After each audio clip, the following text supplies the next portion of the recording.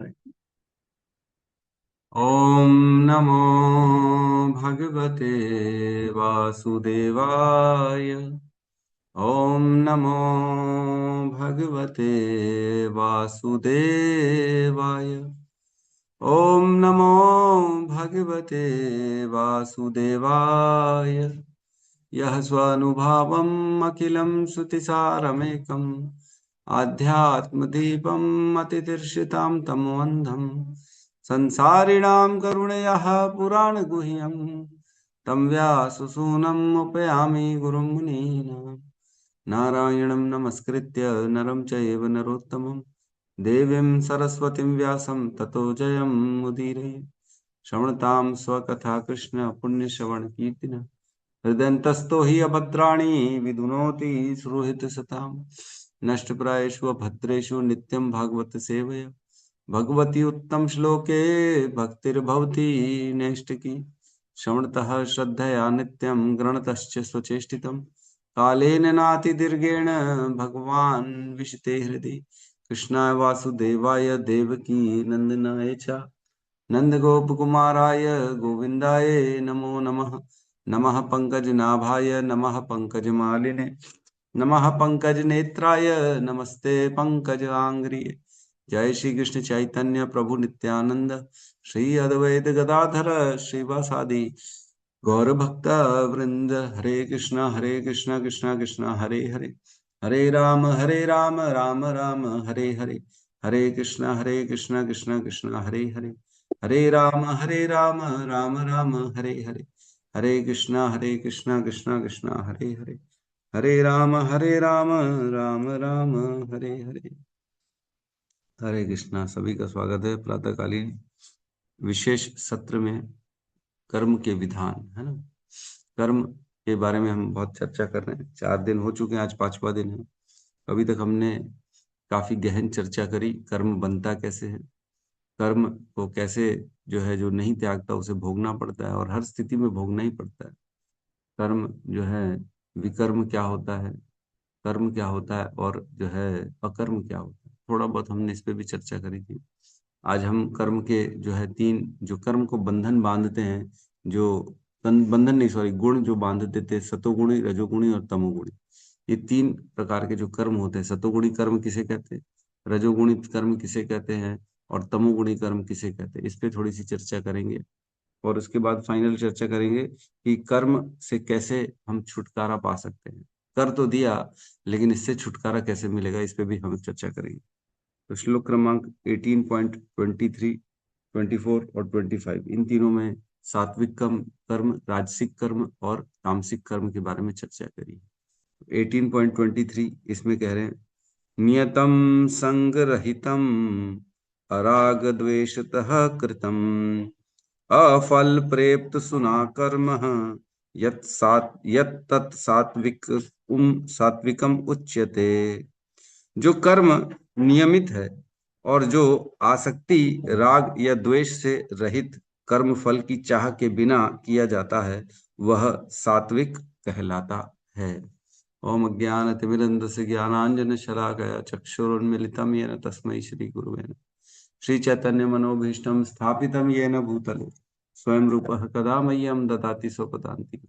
वन्देऽहं श्रीगुरु श्रीयुतपदकमलं श्रीगुरून् वैष्णवांश्च श्रीरूपं सागरजातं सहगण रघुनाथान्वितं तं सजीवं साद्वैतं सावधूतं परिजनसहितं कृष्ण चैतन्य देवं श्री राधा कृष्ण पादान् सहगण ललिता श्री विशाखान्वितांश्च। हे कृष्ण करुणा सिंधु दीनबंधु जगतपते गोपेश गोपिका कांत राधा कांत नमस्तुते। तप्त कांचन गौरांगी राधे वृंदावनेश्वरी वृषभानुसुते देवी प्रणमामि हरिप्रिय। वाञ्छाकल्पतरोभश्च कृपा सिन्धुभ्य एव च पतितानां पावनेभ्यो वैष्णवेभ्यो नमो नमः। नमो विष्णुपादाय कृष्णपृष्ठाय भूतले श्रीमते भक्तिवेदांत स्वामी इति नामिने। नमस्ते सरस्वती देवे गौरवाणी प्रचारिणे निर्विशेष शून्यवादी पाश्चात्य देश तारिणे। जय श्री कृष्ण चैतन्य प्रभु नित्यानंद श्री अद्वैत गदाधर श्रीवासादि गौर भक्त वृंद। हरे कृष्णा कृष्णा कृष्णा हरे हरे हरे राम राम राम हरे हरे कृष्णा। तो सात्विक, राजसिक और तामसिक कर्म किसे कहते हैं, इस पे चर्चा करते हैं। तो जो भी हम कर्म करते हैं, क्रियाएं तीन प्रकार से करते हैं, मनसा, वाचा और कर, शरीर से, तीन है ना। मन से किया गया कार्य, और जो है वाणी से किया गया कार्य, और शरीर से किया गया कार्य। तीन प्रकार से कार्य संभव हो पाते हैं। और कार्य करने के लिए पांच घटक आवश्यक हैं, वह का पांच उसके सहयोगी जो होंगे वो होंगे, तभी वह कर्म संपन्न हो पाएगा, अदरवाइज संपन्न ही नहीं हो, फेल हो जाएगा वो। पास तभी होगा कर्म जब वो पांचों साथ देंगे, अदरवाइज फेल हो जाएगा। तो कलयुग में मन से किए गए कार्यों पे कोई जो है इफेक्ट नहीं है। मन में सोचा गया, मन में किया गया कोई भी विचार, उसके ऊपर कर्म का बंधन नहीं है। लेकिन अन्य अन्य युगों में उसके ऊपर भी बंधन लग जाता। तो हम बहुत खुशनसीब हैं जो हम कलयुग में आए हैं। और कलयुग में भी ऐसे समय में आए हैं जब चैतन्य महाप्रभु को आए हुए मात्र 500 साल हुए हैं। चैतन्य महाप्रभु जो ब्रह्मा जी के दिन में एक बार आते हैं, कृष्ण और चैतन्य महाप्रभु ब्रह्मा जी के दिन में एक बार आते हैं। ब्रह्मा जी के दिन में कितने, 1000 चतुर्युगी निकल जाती है ना? 1000 चतुर्युगी में केवल एक बार आते चैतन्य महाप्रभु और कृष्ण। अन्य सभी समय, अन्य सभी युगों में जो है विष्णु आते हैं और जो है अन्य आते हैं, लेकिन चैतन्य महाप्रभु नहीं आते। तो हम बड़े ही सौभाग्यशाली हैं जो चैतन्य महाप्रभु ने ये मंत्र हमें दे दिया है, हरे कृष्ण कृष्ण कृष्ण हरे हरे, हरे राम राम राम हरे। ताकि हम इस नाम का, इस मंत्र का कीर्तन करके हम समस्त प्रकार के जो है दुखों से, पापों से, समस्त प्रकार के कर्म के बंधनों से मुक्त होकर भगवान के धाम आसानी से जा सकें। तो अन्य युगों में वैसी परेशानी है क्योंकि मन का बंधन भी लग जाता। अगर मन में किसी के लिए खराब सोचा तो उसको हमें भोगना पड़ेगा, शरीर से भोगना पड़ेगा, पाप लगेगा। और पाप को कैसे भोगते हैं आपको मालूम है, बीमारी से, शरीर में चोट आएगी, कष्ट आएगा, तकलीफ होगी, किसी भी प्रकार से दुख तो आएगा, दुख से उस पाप को भोगना पड़ेगा। सोचो, मन में केवल सोचा गया विचार हमें पाप दे सकता है जिसको भोगना पड़ेगा। लेकिन कलयुग में ये बहुत ही कलयुग का गुण है कि कलयुग में जो है, जो भी गंदे विचार होते हैं, जो भी गलत विचार होते हैं, उनका पाप नहीं लगता, बल्कि अच्छे जो शुभ कार्य होते हैं, शुभ विचार होते हैं, उनका फल मिल जाता है। केवल सोचने मात्र से, एक बार भगवान के सामने विचार किया, भगवान मैं ना आपकी भागवत कथा कराना चाहता हूँ, अब देखो व्यवस्था करिए, कब कराएंगे, लेकिन मेरी बड़ी इच्छा है व्यवस्था, आप करिए व्यवस्था। तो मात्र ऐसा विचार करने से हमें भागवत कथा कराने का फल मिल जाए। भगवान के सामने जाके अगर विनती करे, भगवान अब इस साल मैंने विचार किया है कि पूरी 24 एकादशी आपके लिए, प्रसन्नता के लिए मैं कोशिश करूंगा निर्जला रखने की। तो केवल ऐसा विचार करने मात्र से हमें 24 निर्जला एकादशी करने का फल मिल जाएगा। फिर कोशिश करेंगे, हो सका तो ठीक है, नहीं हो सका तो कोई प्रॉब्लम नहीं, लेकिन फल तो पहले ही मिल जाएगा। भगवान के सामने विचार किया, भगवान मैं रोज सुबह उठूंगा और भागवत की कक्षा को अटेंड करूंगा, प्रयास तो मेरा यही रहेगा, आजीवन जब तक चलती रहेगा तब तक मैं रोज सुनूंगा। तो जितना हमने क्लास करानी है उससे ज्यादा फल मिल जाएगा। रोज हम अगर नहीं भी करेंगे तो भी रोज सुनने का फल मिल जाएगा। मात्र जो है कलयुग का ये बहुत बड़ा गुण है। कुशल्यान आशु सिद्ध्यंति नेत्राणि कृतानि यत्। ये गुणों को देख के ही जो है राजा परीक्षित ने कलयुग को आने दिया। नानुद्वेष्टिम कलिम सम्राट, उनसे द्वेष नहीं किया कलयुग से कभी भी राजा परीक्षित ने। क्यों? क्योंकि वो सारंग एवं सारभूत, वो सार को ग्रहण करने वाले व्यक्ति थे, और उन्होंने देख लिया था कि कलयुग में क्या होगा। कुशल्यान आशु सिद्ध्यंती, केवल इच्छा करने मात्र से सिद्ध हो जाएंगी जो विचार, अच्छे विचार होंगे। और नेत्राणि कृतानि, और जो अन्य जो दुष्कृत विचार है उनको शरीर से करना पड़ेगा, तब जाके उनके पापों को हमारे को लगेंगे। तो यहाँ पे सतोगुणी कर्म, रजोगुणी कर्म और तमोगुणी कर्म के बारे में 5 मिनट हम चर्चा करते हैं। सतोगुणी कर्म क्या होता है? जो कर्म नियमित है, नियमित है, नियमित है मीन्स वर्ण आश्रम के अनुसार हमें वो करना है। शास्त्रों के अनुसार हमें करना है।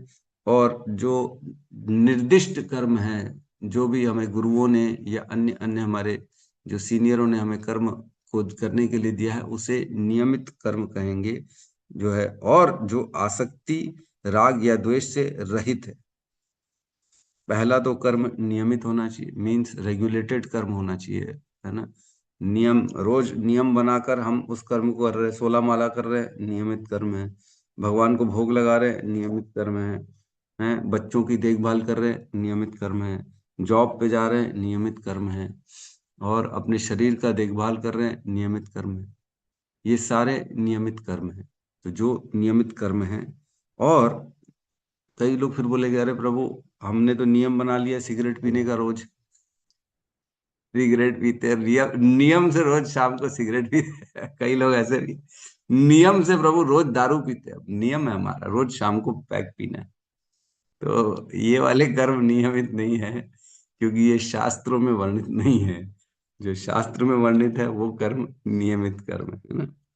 तो जो आसक्ति राग और द्वेष से रहित है, जिसमें अटैचमेंट नहीं है। ऐसा नहीं है कि मैं अपने लिए कर रहा हूं। अरे प्रभु, हमको ना खाना अच्छा लगता है, हम तो यही खाते हैं, क्या करें। तो आसक्ति के बिना है, वो अपने लिए नहीं किया जा रहा है। जो शास्त्र के अनुमोदन है और जो गुरुओं द्वारा आदेशित है, वह कार्य करना है, ना कि अपनी आसक्ति राग या द्वेष। अरे हमको ये पसंद नहीं, इसको भगाओ यहाँ से, इसके साथ नहीं रहना हमारे को, हम अकेले में जप करेंगे। या कभी मंदिर गए तो उधर पे जो है मुंह बना रहे हैं दूसरे भक्तों को देख के, ओ कैसे आ गया, इसको तो देखो जरूरत, ऐसे कोई आता है क्या मंदिर। तो राग या द्वेष से रहित होना चाहिए। ऐसा नहीं कि जो मुझे पसंद है या जिससे मुझे द्वेष है, इसी कारण हम वो कर्म करें। नहीं नहीं, हम राग और द्वेष से परे रहना पड़ेगा, आसक्ति से परे रहना पड़ेगा। और कर्म फल की चाह के बिना किया जाता है, जिसमें फल की इच्छा न हो, है ना। फल के बारे में विचार करके कर्म किया गया है, तो वो जो हो गया है वो राजसिक कर्म हो जाए। जो बिना फल, कर्म फल की चाह के बिना किया जाता है। कर्म जो भी करूंगा, फल देना होगा तो भगवान देंगे, नहीं देना होगा तो नहीं देंगे। मेरा जो कार्य था, मेरा जो कर्तव्य था, वो मैंने कर दिया। इस प्रकार के विचार से किया गया कर्म जो होता है, वह सात्विक कहलाता है। तो देर तक सोना पसंद है, तो ये क्या हो गया, ये मैं आसक्ति है मेरी नींद से, तो ये क्या हो जाएगा, ये सात्विक कर्म नहीं कहलाए, है ना। मुझे ये खाना पसंद है, मुझे वो खाना पसंद है, अगर ऐसा हो गया तो ये सात्विक कर्म नहीं कहलाए। तो अपने लिए किया गया कार्य जो होता है वो सात्विक कर्म नहीं होता। नियमित कर्म शास्त्र के अनुमोदन के हिसाब से, गुरुओं के आदेश के हिसाब से, भगवान ने जो भगवत गीता में कहा है उनके आदेशों के हिसाब से जो कर्म किया जाता है, वो जो है वो भी आसक्ति राग और द्वेष से रहित हो। और उसमें भी कर्म फल की आसक्ति के बिना किया गया कार्य ही सात्विक कार्य कहलाता है। ठीक है। दूसरा, रजोगुणी कर्म क्या होता है, उसमें कह रहे हैं, लेकिन जो कार्य अपनी इच्छा पूर्ति के लिए निमित्त प्रयास पूर्वक एवं मिथ्या अहंकार के भाव से किया जाता है, वह रजोगुणी कहलाता है। भोग की इच्छा से किया गया कार्य, मुझे ये प्राप्त हो जाए, मैं मेहनत करूंगा तो एक दिन मेरा बंगला बन जाएगा, मैं मेहनत करूंगा तो एक दिन मेरी गाड़ी बन जाएगी, मैं मेहनत करूंगा तो मेरी एक दिन अच्छी शादी हो जाएगी, मेरे बच्चे हो जाएंगे, मैं मेहनत करूंगा तो अच्छे अच्छे कपड़े पहनूंगा, मैं मेहनत करूंगा तो खा पी सकता हूँ। तो ये सारे विचार जो हैं ये राजसिक हैं। इच्छा पूर्ति के निमित्त प्रयास किया गया जो भी कार्य होता है, वो राजसिक कहलाता है। भोग करने की इच्छा है तो वो राजसिक ही आएगी। राजसिक कार्य में व्यक्ति श्रम करता है, मेहनत करता है, क्यों, ताकि मैं अपने आप को साबित करके दिखा दूं, मैं भी कुछ हूं। मैं कुछ हूं मतलब मैं अपने बारे में विचार कर रहा हूं, मेरे को मान प्रतिष्ठा चाहिए, मीन्स ये क्या हो गया, राजसिक कर्म हो गया। तो राजसिक कर्म अहंकार के भाव से किया जाता है। और वह आदमी करने वाला सोचता है कि ये कार्य मैं कर रहा हूँ, मेरी क्षमता से कर रहा हूँ, मेरी शक्ति से कर रहा हूँ। तो ये जो कार्य होता है ये राजसिक कर्म होता है। और तीसरा जो होता है तामसिक कर्म, उसे कहते हैं जो कर्म मोहवश शास्त्रीय आदेशों की अवहेलना करके और भावी बंधन की परवाह किए बिना या हिंसा अथवा अन्यों को दुख पहुंचाने के लिए किया जाता है, वह तामसिक कहलाता है। तो इसमें 6 पॉइंट्स बताए गए हैं, है ना? नहीं, 5 पॉइंट बताए गए हैं। पहला तो मोहवश किया गया, मोह है। मोह क्या है? एक तो अपने परिवार बच्चों से मोह है, एक तो अपने मतलब जो है पद प्रतिष्ठा का मोह है, मेरे कुर्सी का मोह है ना, नेताजी को कुर्सी का बड़ा मोह होता है। वो मोहवश क्या करते हैं? गलत सलत बात करते हैं, कुर्सी जानी नहीं चाहिए, सबके वोट आने चाहिए, तो गलत काम गलत चीजों को भी बोला, हाँ हाँ ये ठीक है, इसको करो करो, है ना? केवल अपने जो है मोह के कारण गलत किया गया कार्य, या जो भी कार्य किया गया मोह के वश, लेकिन वह जो है तामसिक कार्य कहलाता है। और शास्त्रीय आदेशों की अवहेलना की जाती है ऐसे में। तो मोह, नशे की जिसे आदत है, वो रोज दारू पीता है, तो वह शास्त्रों के आदेशों की अवहेलना करता है, तो ऐसा कार्य जो है तामसिक कार्य कहलाएगा। नॉनवेज खाना, शराब पीना, है ना, और जो है जुआ खेलना, ये सारे कार्य तामसिक कार्य आते हैं, है ना? भावी बंधन की परवाह किए बिना किया गया कार्य, जिसमें बंधन लगे इसका कोई भय नहीं है, उसको ये विचार ही नहीं है मैं किसी को मार रहा हूं, किसी को प्रताड़ना दे रहा हूं, तो ये विचार ही नहीं आ रहा कि मेरे साथ भी कभी ऐसा हो पाएगा। नॉनवेज खा रहे हैं, है ना, बेचारे पशुओं का वध कराए जा रहे हैं, ये है ही नहीं स्मरण कि एक दिन मेरे को भी ऐसे ही मारा जाएगा, ऐसे ही काटा जाएगा। कोई विचार ही नहीं, बंधन की कोई परवाह नहीं कर। और हिंसा किया गया, हो हिंसा होती है इसमें, है ना? कई लोग देखते हैं परिवार में ही अपनी पत्नी को बहुत मारते पीटते हैं, है ना? जनरली ये सब अफगानिस्तान और ये सब इन लोगों में बहुत होता है, जो स्त्रियों को कुछ नहीं समझते हैं। वो तो बीच में मैं पढ़ रहा था, एक स्त्री ने लिपस्टिक लगा दी वहां पे, तो उसके हाथ काट दिए गए, अफगानिस्तान में, पता नहीं। तो ऐसा एकदम ही बेसलेस कुछ भी कार्य करना, केवल हिंसा करने जाना, हिंसा करे, उस पे जो है क्या करे, और अन्यों को दुख पहुंचाने के लिए किया जाता कार्य है, वह तामसिक कार्य कहलाता है। किसी को भी हमारे कार्यों से दुख, स्पेशली इंटेंशनली दुख पहुंचाने के लिए कार्य किया गया है, तो वह तामसिक कार्य कहलाएगा। तो ये 3 प्रकार के कार्य जो है, सात्विक कर्म, राजसिक कर्म और तामसिक कर्म, हमें इनसे दूर रहना चाहिए। हमें सात्विक कर्म करना चाहिए जो शास्त्रों में निर्देशित है, जो वर्णाश्रम विभाग के अनुसार किया गया कार्य है, और आसक्ति राग द्वेष के बिना किया गया कार्य है, और केवल जो है जिसमें कर्म फल की चिंता नहीं होती, ऐसे कार्य हमें करनी है। तब हम सतोगुणी सात्विक कार्य में कर्म करेंगे, अदरवाइज हम रजोगुणी और तमोगुणी कर्म करेंगे। तो हमें सतोगुणी कर्म करने से क्या होगा? ज्ञान बढ़ेगा हमारा, और कर्म के बंधन में भी हम नहीं फंसेंगे। ठीक है। तो तीसरे अध्याय के श्लोक क्रमांक 19 में कहते हैं, 3.19, तस्माद् असक्तः सततं कार्यं कर्म समाचरः, असक्तो हि आचरन् कर्म परमाप्नोति पुरुषः। अतः कर्म फल में आसक्त हुए बिना मनुष्य को अपना कर्तव्य समझकर निरंतर कर्म करते रहना चाहिए, क्योंकि अनासक्त होकर कर्म करने से उसे परब्रह्म परम की प्राप्ति होती है। तो जो भी कर्म हम करें, उसमें कर्म फल में आसक्त नहीं होना चाहिए, ये बहुत इंपॉर्टेंट। अगर कर्म के बंधनों से बचना है, तो हमें कर्म फल में आसक्ति नहीं रखनी है।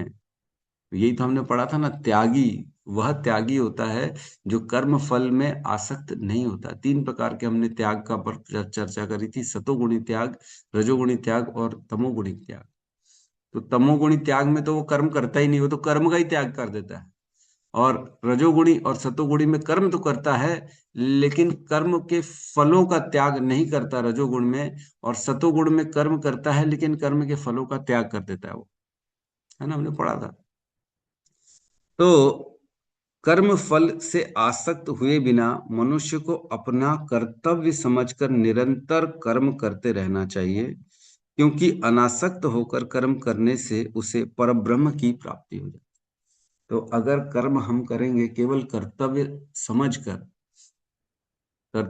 समझकर और शास्त्रों के अनुसार ना, है ना, एक रोज व्यक्ति अल्कोहल की जो दुकान, जिसकी दुकान है, बार का काम है सपोज करो, तो वो रोज धंधा करता है कर्तव्य समझकर, ओ मेरा कर्तव्य है मेरा व्यापार करना, तो इसे जो है शास्त्र के विपरीत माना जाएगा, और ये है कर्तव्य कर्म के जो है अंतर्गत नहीं आएगा।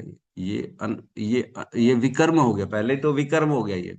तो विकर्म जो है उसमें तो बंधन लगेगा ही लगेगा, क्योंकि शास्त्रों के खिलाफ किया गया कार्य। लेकिन जो शास्त्र के अनुसार कार्य किया गया है उसमें भी आसक्ति नहीं होनी चाहिए। ठीक है, बहुत जरूरी है ये समझना। और जो ऐसा कार्य करता है वो क्या करता है, वह परम ब्रह्म की प्राप्ति कर लेता है, उसे टेंशन नहीं है। अगर कोई ये ही करेगा केवल, और सपोज करो भक्ति भी नहीं करता, है ना, केवल वह क्या करता है कि बिना आसक्ति के कर्तव्य समझकर शास्त्रों के अनुसार कर्म करता है, तो भी वह धीरे धीरे अपना उद्धार कर लेगा और वह कर्म के बंधनों में नहीं फंसेगा। अगर भक्ति नहीं भी कर रहा, सपोज करो नाम जप नहीं कर रहा, है ना, वह मंदिरों में नहीं जा रहा, सेवा नहीं दे रहा, लेकिन केवल कर्म कर रहा है, कर्तव्य समझ कर रहा है, तो भी उसे ब्रह्म के स्तर तक उसकी जो है प्राप्ति हो जाएगी। ठीक है। और कह रहे हैं 3.26 में, है ना, 3.26 उसमें कहते हैं, विद्वान व्यक्ति को चाहिए कि वह सकाम कर्मों में आसक्त अज्ञानी पुरुष को कर्म करने से रोके नहीं, ताकि उसके मन विचलित ना हो। तो जो समझदार व्यक्ति है, जो आप लोग सब अब ज्ञान से पूर्ण हो चुके हैं, तो आप लोगों के लिए खास ये निर्देश है भगवान का, है ना, कृष्ण का निर्देश है आपके लिए। विद्वान व्यक्ति को चाहिए कि वह सकाम कर्मों में आसक्त अज्ञानी पुरुष को कर्म करने से रोके नहीं, ताकि उसके मन विचलित ना हो। तो क्योंकि अब आप लोग को ज्ञान आ चुका है, अब आप चार जगह जाएंगे और लोगों को समझाएंगे कि कर्म क्या होता है, तो आप लोगों के ऊपर एक जिम्मेदारी है कि जो सकाम कर्मों में आसक्त है, जो कर्म में बहुत ज्यादा इंटरेस्ट ले लेके काम करता है परिवार के लिए या अपने लिए या पद प्रतिष्ठा के लिए, और वह अज्ञानी है, उसे ज्ञान नहीं है कृष्ण का, उसे आत्मा का ज्ञान नहीं है, उसे भगवत गीता का ज्ञान नहीं है, तो ऐसे व्यक्ति को क्या करना है, कर्म से रोकना नहीं है। अरे वो दुर्गा मैया के 9 दिन जो है ना उपवास रखता है, नंगे पैर घूमता है, और वह कर्मों में लिप्त है बहुत ज्यादा, और वो अपनी इच्छा पूर्ति के लिए सारे उपवास करता है, ऐसे व्यक्ति को ऐसे कर्मों से रोकना नहीं है। है ना, मैं तो ये एग्जांपल दे रहा हूँ। या अन्य कोई भी व्यक्ति है जो केवल अपने टारगेट सेट करके और दिन रात उसी में मेहनत करके और उसी की पूर्ति करना चाह रहा है, ऐसे व्यक्ति को ऐसे कर्मों से रोकना नहीं है। उसे ये नहीं बोलना है कि तुम ये गलत कर रहे हो, बंद कर दो इसको। अगर ऐसा बोलोगे तो वो आप ही को रिजेक्ट करेगा, बोले यार इससे बात करना बंद कर, ये फालतू आदमी मेरे को कर्म करने से मना कर रहा है। बताओ, ऐसा कौन होता है? कर्म करेंगे तभी तो फल मिलेगा। तो ऐसे व्यक्ति को कर्म करने से रोकता नहीं है। क्या करें, अपितु भक्ति भाव से कर्म करते हुए वह उन्हें यह सभी प्रकार के कार्यों में लगाए, जिससे कृष्ण भावना भावित का क्रमिक विकास हो। उसे भक्ति भाव से थोड़ा थोड़ा कृष्ण के प्रति लगाना चाहिए, उसे मना नहीं करना चाहिए तू ये बंद कर, तू वो बंद कर, तो इसका नाम मत ले, उसका जप मत कर। ओम नमः शिवाय का कोई जप कर रहा है तो उसको मना नहीं करना है कि तुम इसको मत करो। उसको कहना है ठीक है ये भी करो, साथ में एक हरे कृष्ण महामंत्र का जप भी कर लो, बस बढ़िया। तो आप तो बढ़िया कर रहे हो, आप तो एकदम सही कर रहे हो, लेकिन आपको क्या करना चाहिए, साथ में एक ये भी कार्य करना चाहिए, तो आपका काम परफेक्ट हो जाएगा। तो हमें ऐसे प्रचार करना है। सीधा किसी को भी बोलेगे अरे ये सब मत करो, ये सब बंद करो, तो वह आप ही को बंद कर देगा। तो ये कर्म में जो लगा हुआ है, जो आसक्त हो के सकाम कर्मों में लगा हुआ है, ऐसे व्यक्ति को बहुत ज्यादा ज्ञान देने की आवश्यकता नहीं है। उसे केवल ये बोलना है, प्रसाद पालो, एक एक माला कर लो, एक मंत्र कर लो, बस ये बहुत है। इससे ज्यादा करने की जरूरत नहीं। मतलब जो कर रहा है उसको करने दो, उसके साथ में एक कृष्ण का कार्य जुड़वा दो, ताकि धीरे धीरे उसकी चेतना कृष्ण के प्रति जागृत हो। नहीं तो वो छोड़ देगा, रिजेक्ट कर देगा, है ना। तो ये हमारे इम्पोर्टेंट है बहुत ज्यादा, हमारे प्रचार के लिए, ठीक है। और 3.31 में 3:31 में कहते हैं, जो व्यक्ति मेरे आदेशों के अनुसार अपना कर्तव्य करते रहते हैं और ईर्ष्या रहित होकर इस उपदेश का श्रद्धा पूर्वक पालन करते हैं, वे सकाम कर्मों के बंधन से मुक्त हो जाते हैं। जो व्यक्ति मेरे आदेशों का मतलब भगवान कृष्ण के आदेशों के अनुसार अपना कर्तव्य करते रहते हैं। कृष्ण के आदेश क्या है? कि हम उनके अंश हैं, है ना। उन्होंने जो भी हमें स्थिति परिस्थिति में रखा है, उन स्थिति परिस्थितियों को भोगते भोगते हमें भगवान के प्रति रति उत्पन्न करनी है ना। धर्म स्वनिष्ठितः पुंसाम विश्वक्सेन कथा सुय न उत्पादयेत यति रतिम श्रम एव ही केवलम। हमारे जो स्वधर्म है उनको करते करते क्या करना है हमारे को? विश्वक्सेन कथा सुय, भगवान विश्वक्सेन भगवान कृष्ण की जो कथाएं हैं, भगवान कृष्ण में जो भक्ति है, उसमें रति उत्पन्न करनी है हमारे को। न उत्पादयेत यति रतिम श्रम एव ही केवलम। तो अगर ऐसा नहीं किया तो वह केवल श्रम रह जाएगा, और वह हमारे कर्तव्य जो है वो विमुख हो जाएंगे। कर्तव्य क्या है? सभी कर्तव्यों को करना है, वे वर्णाश्रम विभाग के सभी कर्मों को करना है ना। अदरवाइज ऐसा नहीं है कि छोड़ देना है, अरे नहीं जी, अब तो हम भगवान की भक्ति करते हैं ना, तो अब हम घर के प्रति दायित्व को नहीं निभाएंगे। तो ऐसा नहीं कहा गया है हमारे को, है ना। क्या कहा गया है? जो धर्म जो है उसके बारे में कहा, क्या कहा गया है?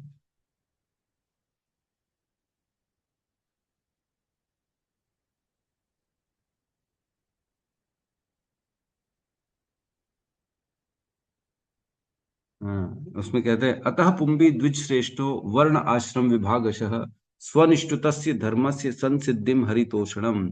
वर्ण आश्रम का उद्देश्य यही है कि हम धीरे धीरे भगवान को अपने कार्यों से प्रसन्न करें, है ना। क्या है? संसिद्धिम हरितोषणम। सिद्धि क्या है? वर्णाश्रम विभाग की सबसे बड़ी सिद्धि क्या है? सबसे बड़ा लाभ क्या है? उससे हमें हरितोषणम, हरि को तुष्ट करना। तो जो भी हम कार्य करें, जो भी वर्णाश्रम में हम, जिस भी वर्ण में है, जिस भी आश्रम में है, उसमें ऐसे कर्तव्य करें, ऐसे कर्म करें कि धीरे धीरे भगवान में जो है हमारी जो है रति उत्पन्न हो और भगवान को प्रसन्न हो। इसलिए क्या कह रहे हैं, तस्मात एकेन मनसा भगवान सात्वताम पति श्रोतव्य कीर्तितव्य ध्येयस पूज्यस्य नित्यदा। इसलिए एक ही मन से, हृदय से भगवान का श्रवण करना चाहिए, कीर्तन करना चाहिए, ध्यान करना चाहिए, पूजन करना चाहिए। ये करेंगे वर्णाश्रम विभाग में, तभी हम वर्णाश्रम विभाग के कर्तव्यों को कर पा रहे हैं। तो यहाँ भगवत गीता 3:31 में कह रहे हैं, जो मेरे आदेशों के अनुसार अपने कर्तव्य करते हैं और ईर्ष्या रहित होकर इस उपदेश का श्रद्धा पूर्वक पालन करते हैं, वे सकाम कर्मों के बंधन से मुक्त हो जाते। भगवान के आदेशों का पालन करेंगे तो हम सभी प्रकार के सकाम कर्मों के जो बंधन से है वो मुक्त हो जाए। सकाम कर्म किसे कहते हैं? जिसमें रिजल्ट के प्रति आसक्त होकर जो काम किया गया उसे सकाम कर्म। मुझे बड़ा आदमी बनना है, मुझे बड़ा सुंदर बनना है, या मेरा परिवार खुश रहे, या मेरी वाहवाही हो, या मैं अच्छा खाऊं, मैं अच्छा भोगूं, अच्छा घूम लूं, अच्छा पालूं, हैं, इस तरह के जो भी विचार से कर्म किए गए हैं, ये सारे के सारे सकाम कर्म होते हैं। और इन सभी सकाम कर्मों के बंधनों से व्यक्ति मुक्त हो जाता है अगर भगवान के आदेशों का श्रद्धा पूर्वक पालन करता है। तो बहुत सुंदर भगवान का एक आदेश है, जो बहुत इंपॉर्टेंट है।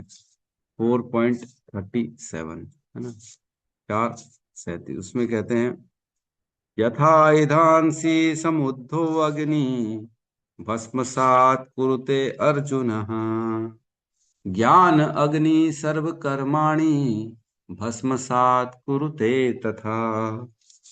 मतलब हे अर्जुन, जो हे जैसे प्रज्वलित अग्नि ईंधन को भस्म कर देती है, उसी तरह हे अर्जुन, ज्ञान रूपी अग्नि भौतिक कर्मों के समस्त फलों को जला डालती है। जिस प्रकार अग्नि पेट्रोल को पूरी तरह जला देती है, छोड़ती है क्या पेट्रोल को? नहीं छोड़ती। जहां पे भी पेट्रोल हो, मट्टी तेल हो, गैस हो, सिलेंडर हो, वहां अग्नि लगा दो तो वह अग्नि उस पूरे के पूरे ईंधन को जला देती है, छोड़ती नहीं है ना। पूरा जला देगी, खत्म कर देगी, एक बूंद भी नहीं छोड़ेगी, है ना। घी में आग लगाते हैं जैसे, तो पूरा दिया जलता है, पूरा घी खत्म जब तक नहीं होता तब तक दिया जलता रहता, जलता रहता, जलता। ईंधन पूरा खत्म होने तक अग्नि रहती है वहां पे। अग्नि उसको पूरा भस्म करके ही छोड़ती है। उसी प्रकार हे अर्जुन, ज्ञान अग्नि सर्व कर्माणि, सभी प्रकार के कर्मों को ज्ञान की अग्नि जलाकर राख कर देती है। सभी प्रकार के कर्मों को मीन्स अच्छे कर्मों को भी और बुरे कर्मों को, पुण्यों को भी और पाप को भी। ऐसा नहीं है कि केवल पाप को जलाएगी, पुण्य भी बंधन का कारण है। अगर किसी को हम पैसे से सेवा कर रहे हैं, किसी को कंबल बांट रहे हैं, किसी की सेवा कर रहे हैं, है ना, कुत्ते जो बेचारे गली के, उनको ले जाके इलाज करा रहे हैं, क्यों? क्योंकि पुण्य कर्म कर रहे हैं ना, अच्छा कर्म कर रहे हैं। गरीब को ढूंढ ढूंढ के उनको खाना खिला रहे हैं, और जो है रेलवे स्टेशन जा रहे हैं, कंबल बांट रहे हैं, या पानी पिला रहे हैं प्याऊ लगा लगा के, या अन्य कोई भी और ऐसे कार्य कर रहे हैं जिससे पुण्य की प्राप्ति हो, है ना, पुण्य मिले, हमारा भला हो, दान कर रहे हैं या अन्य सेवाएं कर रहे हैं, तो ऐसे कर्मों से हमें पुण्य मिलेंगे, जो कि अच्छे कर्म होते हैं। और ऐसे पुण्यों से व्यक्ति कहाँ जाता है? स्वर्ग की ओर जाता है, स्वर्ग जाता है। क्षीणे पुण्यो मृत्यु लोके विशंति, जैसे ही वह पुण्य क्षीण हो जाते हैं, तब मृत्यु लोक, वापस पृथ्वी लोक में आना पड़ता है। अच्छे कर्म किए, पुण्य प्राप्त किए, पुण्य को भोगने के लिए स्वर्ग चले गए, तो जितने पुण्य होंगे उतने काल तक हमें स्वर्ग में रखा जाएगा, वहां भोग मिलेंगे सारे के सारे, पूरे ऐशो आराम के साथ वहां रहेंगे। और जितना काल, जितना टाइम का हमने पुण्य कमाया होगा, उतना टाइम वहां रहने के बाद फिर वहां से हमें निकाल दिया जाएगा, फिर दोबारा इस वापस इस संसार में आना पड़ेगा। मृत्यु लोकम विशंति, मतलब पृथ्वी लोक में दोबारा आना पड़ेगा। फिर जन्म लिया, फिर पुण्य किया, फिर स्वर्ग गए, भोगे, फिर वापस आ गए, फिर पुण्य किया, फिर स्वर्ग गए, फिर भोगे, फिर वापस। तो ये इसमें क्या फायदा है? ये तो चलते आ रहा है, इसमें इसको करके कोई बेनिफिट नहीं है। बेनिफिट तो तब है जब हम इस जन्म मृत्यु के चक्र को ही बाहर निकाल दें। तो इसलिए यहाँ भगवान कह रहे हैं, जो ज्ञान अग्नि है वह समस्त फलों को नाश कर देती है, पुण्यों का भी नाश कर देती है, क्योंकि पुण्य को भी भोगने के लिए आपको वापस आना ही पड़ेगा। वापस आने के चक्कर को ही खत्म करना है भगवान की भगवत गीता के अनुसार। तो ज्ञान अग्नि सर्व कर्माणि, सभी प्रकार के कर्मों को, पुण्यों को और पापों को, सभी को जला के राख कर देती है, ताकि व्यक्ति का जो है ना, कर्म का बंधन ही खत्म हो जाए। न रहेंगे पुण्य, न रहेंगे पाप, तो आना किस लिए फिर यहाँ पे संसार में?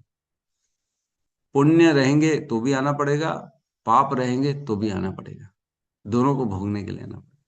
तो न चाहिए पुण्य, न चाहिए पाप, इसलिए हम पुण्यों के लिए भी मना करते। कोई जरूरत नहीं बहुत ज्यादा, जाओ इधर दान दे रहे हैं, उधर दान दे रहे हैं, अच्छा कर्म कर रहे हैं, ये इसकी भलाई कर रहे हैं, उसकी मदद कर रहे हैं, ये सब बंधन का कारण है ना। तो ये सब बंधन का कारण है, इसलिए केवल वह कार्य किया जाए जिसमें भगवान संसिद्धिम हरितोषणम, भगवान प्रसन्नो, ऐसे कार्य करें। भगवान प्रसन्न कैसे होंगे?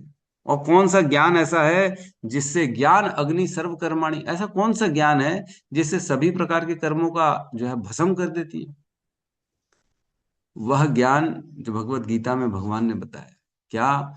मैं आत्मा हूं, मैं शरीर नहीं हूं। मैं कौन हूं? मैं भगवान का अंश हूं, मेरी अलग कोई आइडेंटिटी नहीं है। ये ज्ञान जैसे ही हम अपने जीवन में धारण करते हैं, इस शरीर से मेरा लेना देना नहीं है। यह मुझे शरीर मिला है केवल भगवान की प्रसन्नता करने के लिए, सारे वर्णाश्रम कर्मों को कर्तव्य समझ के करने के लिए मिला है। और ऐसे कार्य करूं कि धीरे धीरे भगवान प्रसन्न हो मेरे कार्यों से, बस। क्या करना चाहिए भगवान ने बताया भगवत गीता के 9वें अध्याय के 27वें नंबर श्लोक में, है ना। पहले एक और श्लोक मैं बता देता हूँ आपको, बहुत सुंदर एक और श्लोक है जिसमें कहते हैं कि अप्रारब्ध फलम पापम कूटम बीजम फलेन मुखम क्रमणेव ही प्रलीयन्तेर विष्णुर्भक्तिर आत्मनः। जो व्यक्ति होता है, अप्रारब्ध फलम पापम कूटम बीजम फलेन मुखम, चार प्रकार के प्रारब्ध होते हैं व्यक्ति के जीवन में। अप्रारब्ध होता है एक, एक प्रारब्ध होता है, एक कूटम, कूटम के रूप में प्रारब्ध होता है, और एक बीजम के रूप में प्रारब्ध होता है ना। तो चार प्रकार के जो भी हम कर्म करते हैं उनसे चार प्रकार के बंधन क्रिएट हो जाते हैं। जो एक प्रारब्ध के रूप में जो हमारे जीवन में आ चुके हैं उनको भोगना पड़ेगा, एक अप्रारब्ध के रूप में जो हमारे अकाउंट में पड़े हुए लेकिन इस जीवन में नहीं भोगना पड़ेगा, एक कूटम के रूप में और एक बीजम के रूप में। ये सारे हम कर्म जो करते हैं उनका प्रतिक्रियाएं हैं ये। अप्रारब्ध फलम पापम कूटम बीजम फलेन मुखम कर्मणेव ही प्रलीयन्तिर विष्णुर भक्ति आत्मनः। तो विष्णु की भक्ति, भगवान की भक्ति करने से ये सारे के सारे फल, सारे के सारे बंधन जो होते हैं, जो कर्मों के हैं, ये क्रमणेव ही प्रलीयन्ते, क्रम से कटना चालू होते हैं। पहले किया गया पाप पहले कटेगा, फिर बाद में किया गया पाप बाद में कटेगा, फिर और ऐसे बाद में बाद में बाद में बाद में बाद में। तो क्रम अनुसार हमारे नाम जप से, भक्ति से हमारे किए गए कर्म जो हैं, जो पाप हैं या पुण्य हैं, वो धीरे धीरे कटना चालू कर जाते। कर्मणेव ही प्रलियंत। तो व्यक्ति जो भी कर्म करता है अविद्या के कारण वह सकाम कर्म करता है, क्योंकि अविद्या ही हमें बताती है कि तुम कौन हो, तुम तो ये हो, तुम तो वो हो। हमारी आइडेंटिटी चेंज कर देती है और हम उस आइडेंटिटी के अनुसार दिन रात काम में करते हैं, पुण्य करते हैं, पाप करते हैं। तो ऐसे पुण्य और पाप करने से क्या होता है, हमारे जीवन में पुण्य और पाप फिर अंकुरित बीज के रूप में। आज हमने काम किया, कोई गलत काम कर दिया, तो मैंने एक बीज रोपित कर दिया, मैंने पुण्य का या फिर पाप का, है ना। तो सपोज करो हम पाप मान के चलते, कोई ऐसा हमने गलत काम कर दिया, है ना, किसी के खिलाफ षड्यंत्र रच दिया कि वो फंसे और वो जो है बड़ा उसको तकलीफ हो। तो एक षड्यंत्र रच लिया, मैं बड़ा हो जाऊं वो छोटा हो जाए, तो उसके उसके उसके खिलाफ दुष्प्रचार कर लिया। अरे वो तो सेक्स रैकेट में फंसा हुआ है ना, छोड़ो छोड़ो उसकी क्या बात करना, मुझे सब मालूम है, जबकि कुछ ऐसा नहीं था, झूठ बोल दिया हमने। तो क्या किया, एक बीज हमने आरोपित कर दिया पाप का।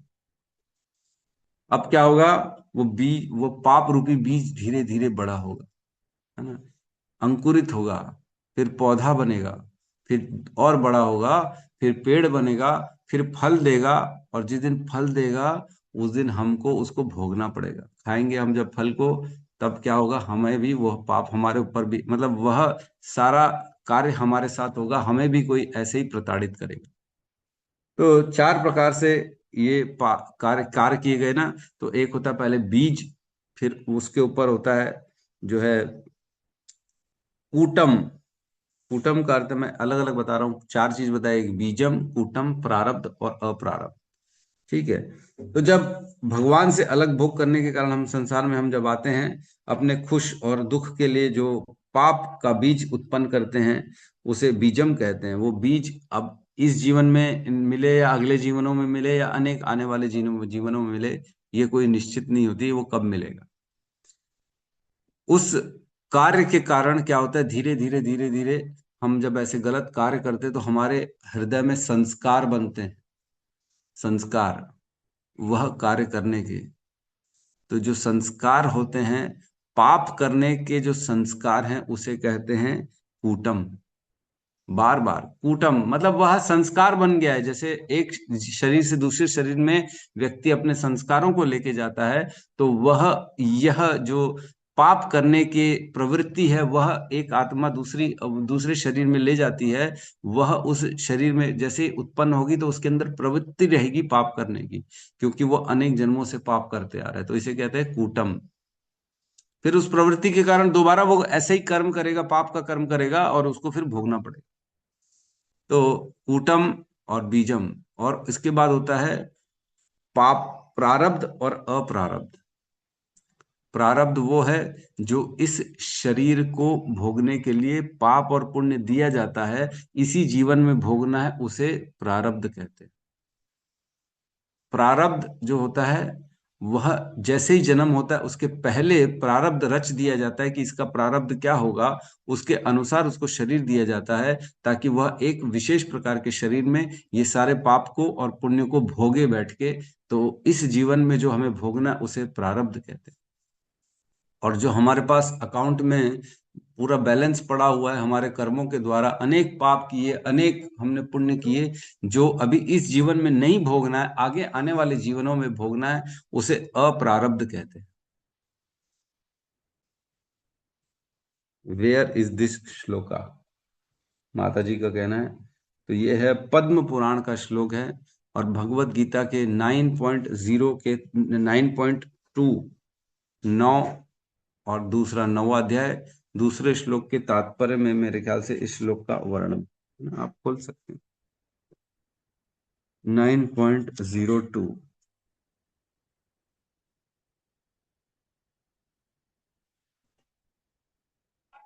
आप पढ़ सकते हैं, 9.02 के तात्पर्य में श्लोक है। तो इसमें कह रहे हैं कि जो ये चार प्रकार की चीजें होती हैं, इनमें अगर हम भगवान की भक्ति करते तो ये चारों एक एक करके, पहले क्या कटेगा? पहले कटेगा बीजम, फिर कटेगा कूटम, फिर अप्रारब्ध, फिर प्रारब्ध। प्रारब्ध को काटना बड़ा मुश्किल होता है। प्रारब्ध भी तीन प्रकार के प्रारब्ध होते हैं। एक होता है मंद प्रारब्ध, एक होता है तीव्र प्रारब्ध, और एक होता है तीव्रतम प्रारब्ध। प्रारब्ध में भी तीव्र मंद प्रारब्ध तो आसानी से कट जाता है, नाम जप से कट जाता है। तीव्र प्रारब्ध भी कट जाता है अगर हम कोई उन्नत संतों का संग करते हैं, तो वो भी कट जाता है। और तीव्रतम प्रारब्ध जो होता है वो बड़ा मुश्किल होता है उसको काटना। वह केवल और केवल अनन्य भक्ति से कटता है ना। तो प्रारब्ध जो होता है उसके भी तीन भाग हो गए, है ना। और क्या कह रहे हैं भगवान 9th अध्याय के 27वें नंबर श्लोक में, कि करना क्या है, कैसे अपने कार्य करो, ताकि तुम इस संसार में कार्य करते करते भी जो है बंधन में नहीं फंसो। तो श्लोक है, यत् करोषि यद् अश्नासि यज्जुहूसि तदासि यत् तपस्वेसि कौन्तुये तत्कुरुष्मद् अर्पणः। हे अर्जुन, तुम जो भी कुछ करते हो, जो कुछ खाते हो, जो कुछ अर्पित करते हो या दान देते हो, या जो भी तपस्या करते हो, वो मुझे अर्पित करते हुए करो। तो हम दिन भर में जो भी कार्य कर रहे हैं, हम जो भी दान दे रहे हैं, हम जो भी खा रहे हैं, हम जो भी तपस्या कर रहे हैं, वह क्या करना है? हमें भगवान को अर्पित करते हुए करना है। उसका भोक्ता मैं हूं यह विचार नहीं रखना है, यही विचार न करना है भगवान ने मुझे इस समय ये कार्य दिया है, भगवान आपकी प्रसन्नता के लिए मैं ये कार्य कर पा रहा हूं, तो यह आप ही को अर्पित है मेरे प्रति, इसका कोई भी मैं नहीं कर रहा हूं इसको, ये आप ही के द्वारा किया जा रहा है, और आप ही की प्रसन्नता के लिए मैं इस कार्य को कर रहा हूं। इस प्रकार का हमको विचार रखना पड़ेगा, तब जाके हम क्या होगा, अगले श्लोक में बताते हैं 28 नंबर में, इस तरह तुम कर्म के बंधन तथा इसके शुभ अशुभ फलों से मुक्त हो सकोगे। इस संन्यास योग में अपने चित्त को स्थिर करके तुम मुक्त होकर मेरे पास आ सकोगे। संन्यास मीन्स सब तरह से विरक्ति। अगर कर्मों को हम करेंगे, उसमें विरक्ति आ जाएगी, हमें उसके न फलों से आसक्ति है, न उसके राग और द्वेष के कारण अगर हम कर्म कर रहे हैं, भाई मुझे पसंद है इसलिए मैं ये काम कर रहा हूं, ऐसा विचार भी नहीं है। ना उसके रिजल्ट में मेरा इंटरेस्ट है कि मैं ये पालूंगा, मैं वो पालूंगा, इसलिए कर्म कर रहा हूं। मैं तो कर्तव्य समझकर भगवान की प्रसन्नता के लिए अगर कर्म कर रहा हूं, जो भी कर्म कर रहा हूं भगवान को अर्पित करते हुए कर रहा हूं, तो ऐसा कर्म जो होगा वो सन्यास कहलाएगा। और ऐसा सन्यास करते हुए क्या होगा, भगवान कह रहे हैं तुम मुझ तक आ सकते हो। यही सबसे शॉर्टकट है। तुम मेरे पास आना है तो तुम्हें क्या करना पड़ेगा, समस्त कर्मों को मुझे अर्पित करते हुए करो। और क्या करो, भगवान कहते हैं इसी में 30वें 30 नंबर श्लोक में कहते हैं, 30 नहीं, 30 नहीं, उसमें कह रहे 34 में कह रहे हैं, मन मना भव मद भक्तो मद्याजी माम नमस्कुरु माम एव यशसि युक्तेवम आत्मान मत परायण। क्या करना है हमारे को? मन मना, मन को मुझे दे दो। भगवान कह रहे हैं अपने मन को मेरे चिंतन में लगाओ, मन में मेरा ही विचार करो। मन मना भव मद भक्तो, मेरे भक्त बनो। भव मद भक्तो, मेरे भक्त बनो तुम, और किसी के भक्त मत बनो। अन्यों को केवल उपासना कर सकते हो, अन्यों की केवल उनको रिस्पेक्ट पूजा कर सकते हो, लेकिन उनके भक्त नहीं बनना है। दुर्गा देवी के भी आप उपासना कर लो, कोई प्रॉब्लम नहीं है, दिया अगरबत्ती दिखा दो, प्रणाम कर लो, उनके सामने भी दंडवत कर लो, प्रणाम कर लो, कोई प्रॉब्लम नहीं है, लेकिन भक्त तो तुम केवल मेरे बनो। और क्या करें? भव मत भक्तो मद्याजी, मद्याजी मीन्स मेरे उपासक बनो, है ना, मेरी जो है बराबर पूजा करो, मेरे आदेशों को पालन करो। मद्याजी माम नमस्कुरु, और मुझे प्रणाम करो। मामे विषि सुक्तेवम आत्मानम मत परायण, अगर इस प्रकार तुम अपने चित्त में मुझे धारण कर लोगे तो निश्चित तौर से तुम मुझे प्राप्त कर लोगे हे अर्जुन। तो 4 चीजें बताई गई हैं।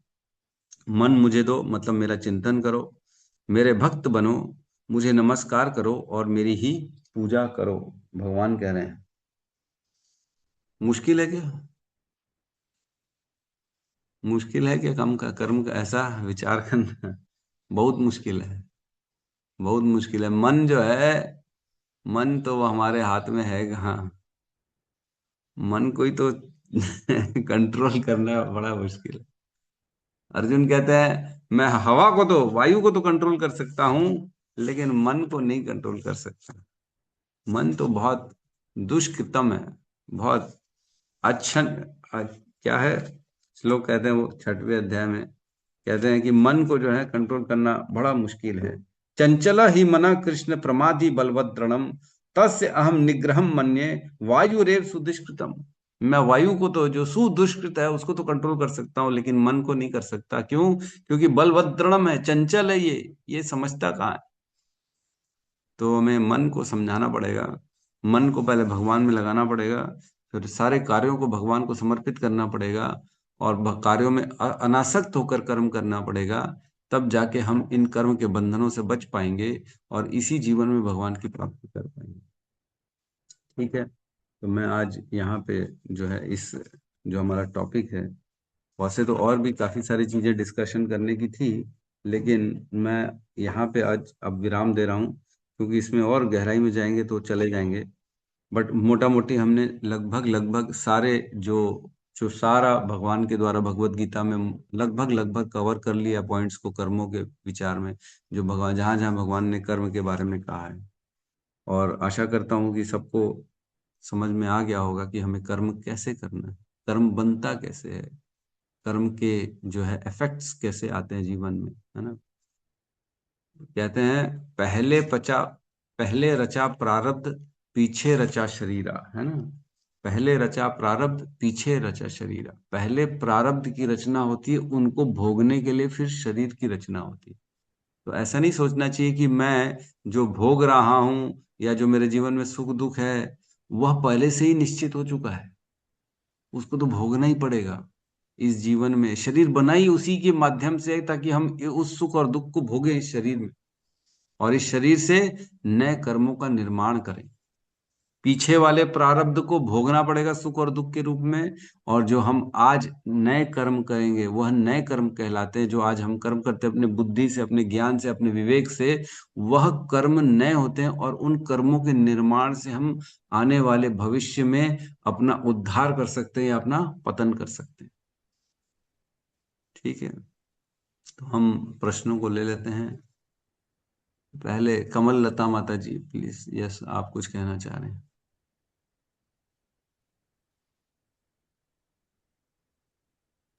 हरे कृष्ण प्रभु जी, सादर प्रणाम। थोड़ा लेट हो राम जाती है यहाँ चलता तो। प्रभु जी, सबसे पहले आपने बोला कि मन में सोचो कि हम 11 एकादशी पूरी साल भर की निर्जला रहेंगे, और दूसरा आपने कहा कि हम भागवत जैसे हमारी इच्छा की आपसे भागवत कराने की मन में अंदर है, तो वो सच में हो जाएगा ना? भगवान नहीं सोचेंगे कि ये तो हमसे बोली थी और ये कुछ नहीं कर रही, ना निर्जला रह रही, ना भागवत करा रही। नहीं नहीं, ऐसा नहीं है। हम भगवान के साथ कोई गेम नहीं खेल रहे हैं। हम यही बोल रहे हैं, भगवान मेरी इच्छा है, मैं प्रयास करूंगी, मैं प्रयास तो करूंगी, ये करने की मेरी इच्छा है। आप बल दोगे, आप सारी सुविधा दोगे तो हो जाएगा, लेकिन मेरी इच्छा तो ये है। तो उसमें आपको ऐसा नहीं लगेगा कि आपने जो है झूठ बोल दिया, ये नहीं होता। हमने हमारी ओरिजिनल इच्छा व्यक्त की है, हमने कोई यहाँ पे कपट नहीं किया भगवान के साथ, की इच्छा नहीं है लेकिन खाली बोल दिया भगवान को खुश करने के लिए। तो ये कपट हो जाता है, ये इच्छा नहीं है, ये सुहृद नहीं है, ये हम निर्मल हृदय नहीं है हमारा। अगर हम कपट करेंगे भगवान के साथ तो भगवान हमसे बड़े छलिया हैं, वो छल कर देंगे हमारे साथ।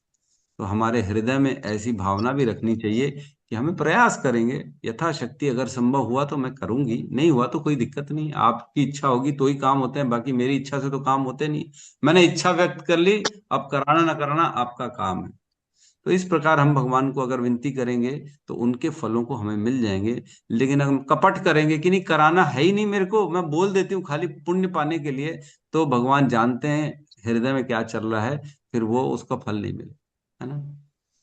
तो प्रभु तो जी, जैसे मैं एकादशी निर्जला नहीं रह सकती हूँ, आपको सच बताऊं, क्योंकि आपको हाँ। हालत मेरी मालूम, और मेरी हम्म। इच्छा भी है अंदर से, ऐसा नहीं कि इच्छा भी है और नहीं रह हम्म। पाती, तो फिर उसमें पाप नहीं लगेगा मेरे को? नहीं नहीं, क्यों क्यों लगे? आपकी इच्छा तो है ना निर्जल रखने की। आपने प्रयास किया, 1 घंटा 2 घंटा प्रयास किया लेकिन नहीं रह पा रहे, तो फिर पानी पी लिया, उसमें क्या? तो थोड़ा सा प्रयास कर लेना 1 2 घंटा, बाकी अगर मुश्किल होगी तो फिर पानी पी लेना, उसमें क्या दिक्कत है? लेकिन हृदय से इच्छा तो है, लेकिन अब नहीं रख जी। पा रहे शरीर के कारण। तो भगवान ही शरीर चलाते हैं, हम तो चलाते नहीं शरीर को। तो भगवान जाने भाई, हम क्या कर सकते हैं, हमने प्रयास किया। इस तरह से विचार रखेंगे और सच्चे हृदय से करना है ना, ऐसा डिप्लोमेटिक राजनीतिक कूटनीति नहीं डालनी भगवान के साथ में। निर्मल मन जन सो मोहि भावा, छल छद्र कपट मोहि न पावा। तो अगर निर्मल हृदय होगा तो ही हमारा भगवान को पसंद आएगा। छल छिद्र कपट अगर होगा तो हम भगवान को कभी प्राप्त नहीं कर सकते हैं। और प्रभु ठीक जी, है। आपने जैसे कूट कूट बताया और तीसरा प्रारब्ध बताया, चौथा क्या बताया आपने? अप्रारब्ध और बीजम, बीज कूट, प्रारब्ध अपरारब्ध। तो अप्रारब्ध में कैसे रहेगा प्रभु जी? जैसे प्रारब्ध तो पूरा समझ में आ गया, अप्रारब्ध में थोड़ा आप समझा देंगे मेरे को? हाँ देखो, अप्रारब्ध क्या होता है, जैसे हमने बहुत सारे इस जीवन में कर्म किए, अभी आने वाले जीवनों में भोगना पड़ेगा, ठीक है? तो ये सारे कर्म कहाँ चले जाएंगे? हमारे एक अकाउंट में चले जाएंगे, उसमें सारे के सारे कर्म पुण्य और पाप के रूप में चले जाएंगे। अब इसको हमको भोगना है। तो अब अगला जीवन जो मिलेगा उसमें से जो हमारा अकाउंट है उसमें से थोड़ा सा पुण्य और थोड़ा सा पाप निकाल के दिया जाएगा कि तुम उस जीवन में इसको जियो। चल जल्दी वो चल जल्दी जीवन दिया जल्दी। जाएगा। कृपया म्यूट रखें अपना, है ना?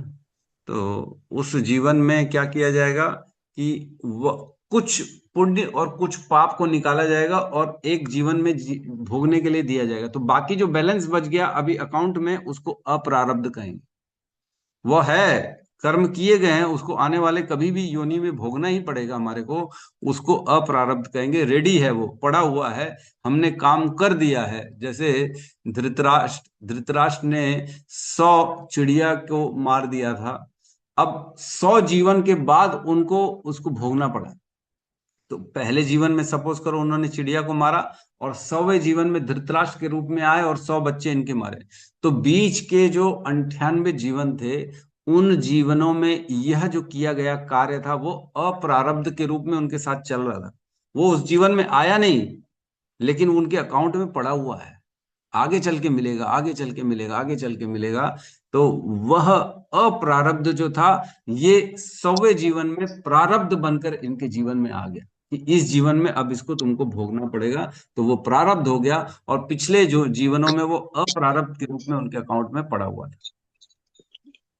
और प्रभु जी, जैसे मन की बात है, तो अपन जैसे कोई गलत कर रहा है और उसके अपन कह नहीं सकते, और मन में सोचेंगे कि बताओ इसने ऐसा किया, तो अपन को मिलेगा तकलीफ? मैंने तो कि उसको बताया ना, ऐसा नहीं। कलयुग में मन में किया गया कोई भी विचार का कोई भी पाप नहीं लगता, कलयुग में ये छूट है। जी। अब प्रभु जी प्लीज मेरी हेल्प कर दीजिए। हाँ, माता जी की हेल्प करना है। माता जी को नोट्स चाहिए तो कोई नोट्स अगर बनाता हो तो माता जी को भेज दीजिए। माता जी नोट्स नहीं बना पा रही हैं, तो आप सब देखिए कौन आगे आएगा, नोट्स भेज दीजिएगा माता जी को। ठीक है। यस, माधुर्य लीला माता जी। हरे कृष्ण प्रभु जी, दंडवत प्रणाम। हाँ प्रभु माता जी, जी। आज जो आपने बोले कि पुण्य हमको ज्यादा नहीं करना है, जैसे कहीं पे भी कुछ भी जैसे सेवा करते हैं लोग वैसा नहीं करना है, तो उसका मुझे थोड़ा सा कंफ्यूजन है कि वैसा अगर हम मतलब क्या, जैसे कभी भी क्या था, आग के सामने किसी को भी देखे तो क्या ऐसा कुछ भी नहीं करना चाहिए, सेवा नहीं करना चाहिए? मुझे उसमें थोड़ा सा कंफ्यूजन हो रहा है। कंफ्यूजन इसमें होता ही है, क्योंकि वैष्णवों का जो गुण होता है वो जीव दया है। वैष्णवों का गुण होता है जीव दया, दूसरे जीवों पे वो दया करते ही हैं। किसी को दुखी देख नहीं पाते, उनका हृदय द्रवित हो जाता है, वो चाहते हैं कि इसका दुख दूर हो।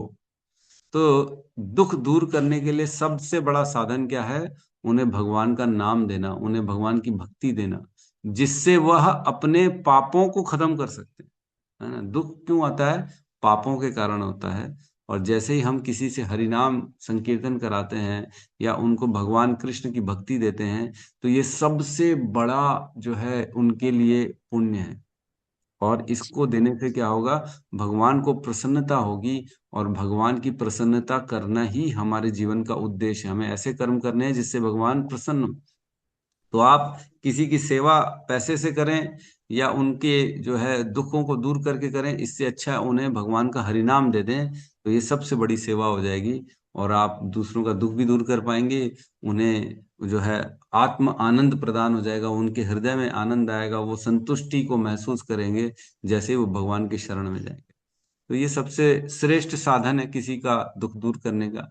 लेकिन फिर भी अगर यदि किसी की ऐसी स्थिति परिस्थिति है कि तत्क्षण उसकी मदद करना जरूरी है, तो आप ये कर सकते हैं, ऐसा विचार ला सकते हैं कि भगवान, लग रहा है कि आप जो है मेरी परीक्षा ले रहे हैं और इस जीव को मेरे सामने भेज दिया है, और लगता है आप जो है मेरे माध्यम से इनको जो है मदद कराना चाहते हैं। तो ऐसा विचार करके भगवान को बीच में रख के आप थोड़ी बहुत उनकी मदद कर सकते हैं, अनासक्त होकर।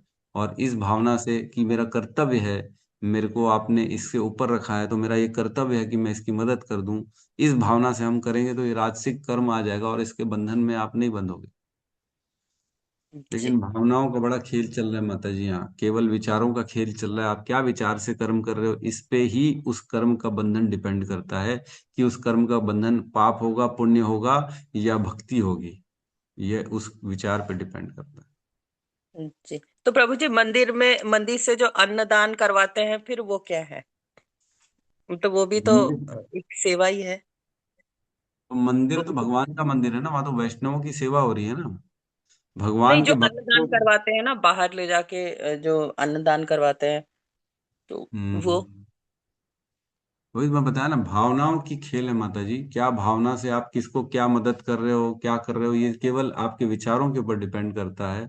अगर आपका विचार है कि मैं इन लोगों की मदद कर रही हूँ, तो बंधन में बंध जाओगे। और अगर विचार है कि नहीं भगवान, मैं आपकी प्रसन्नता के लिए ये कार्य कर रहा हूँ, और होना भी चाहिए ना।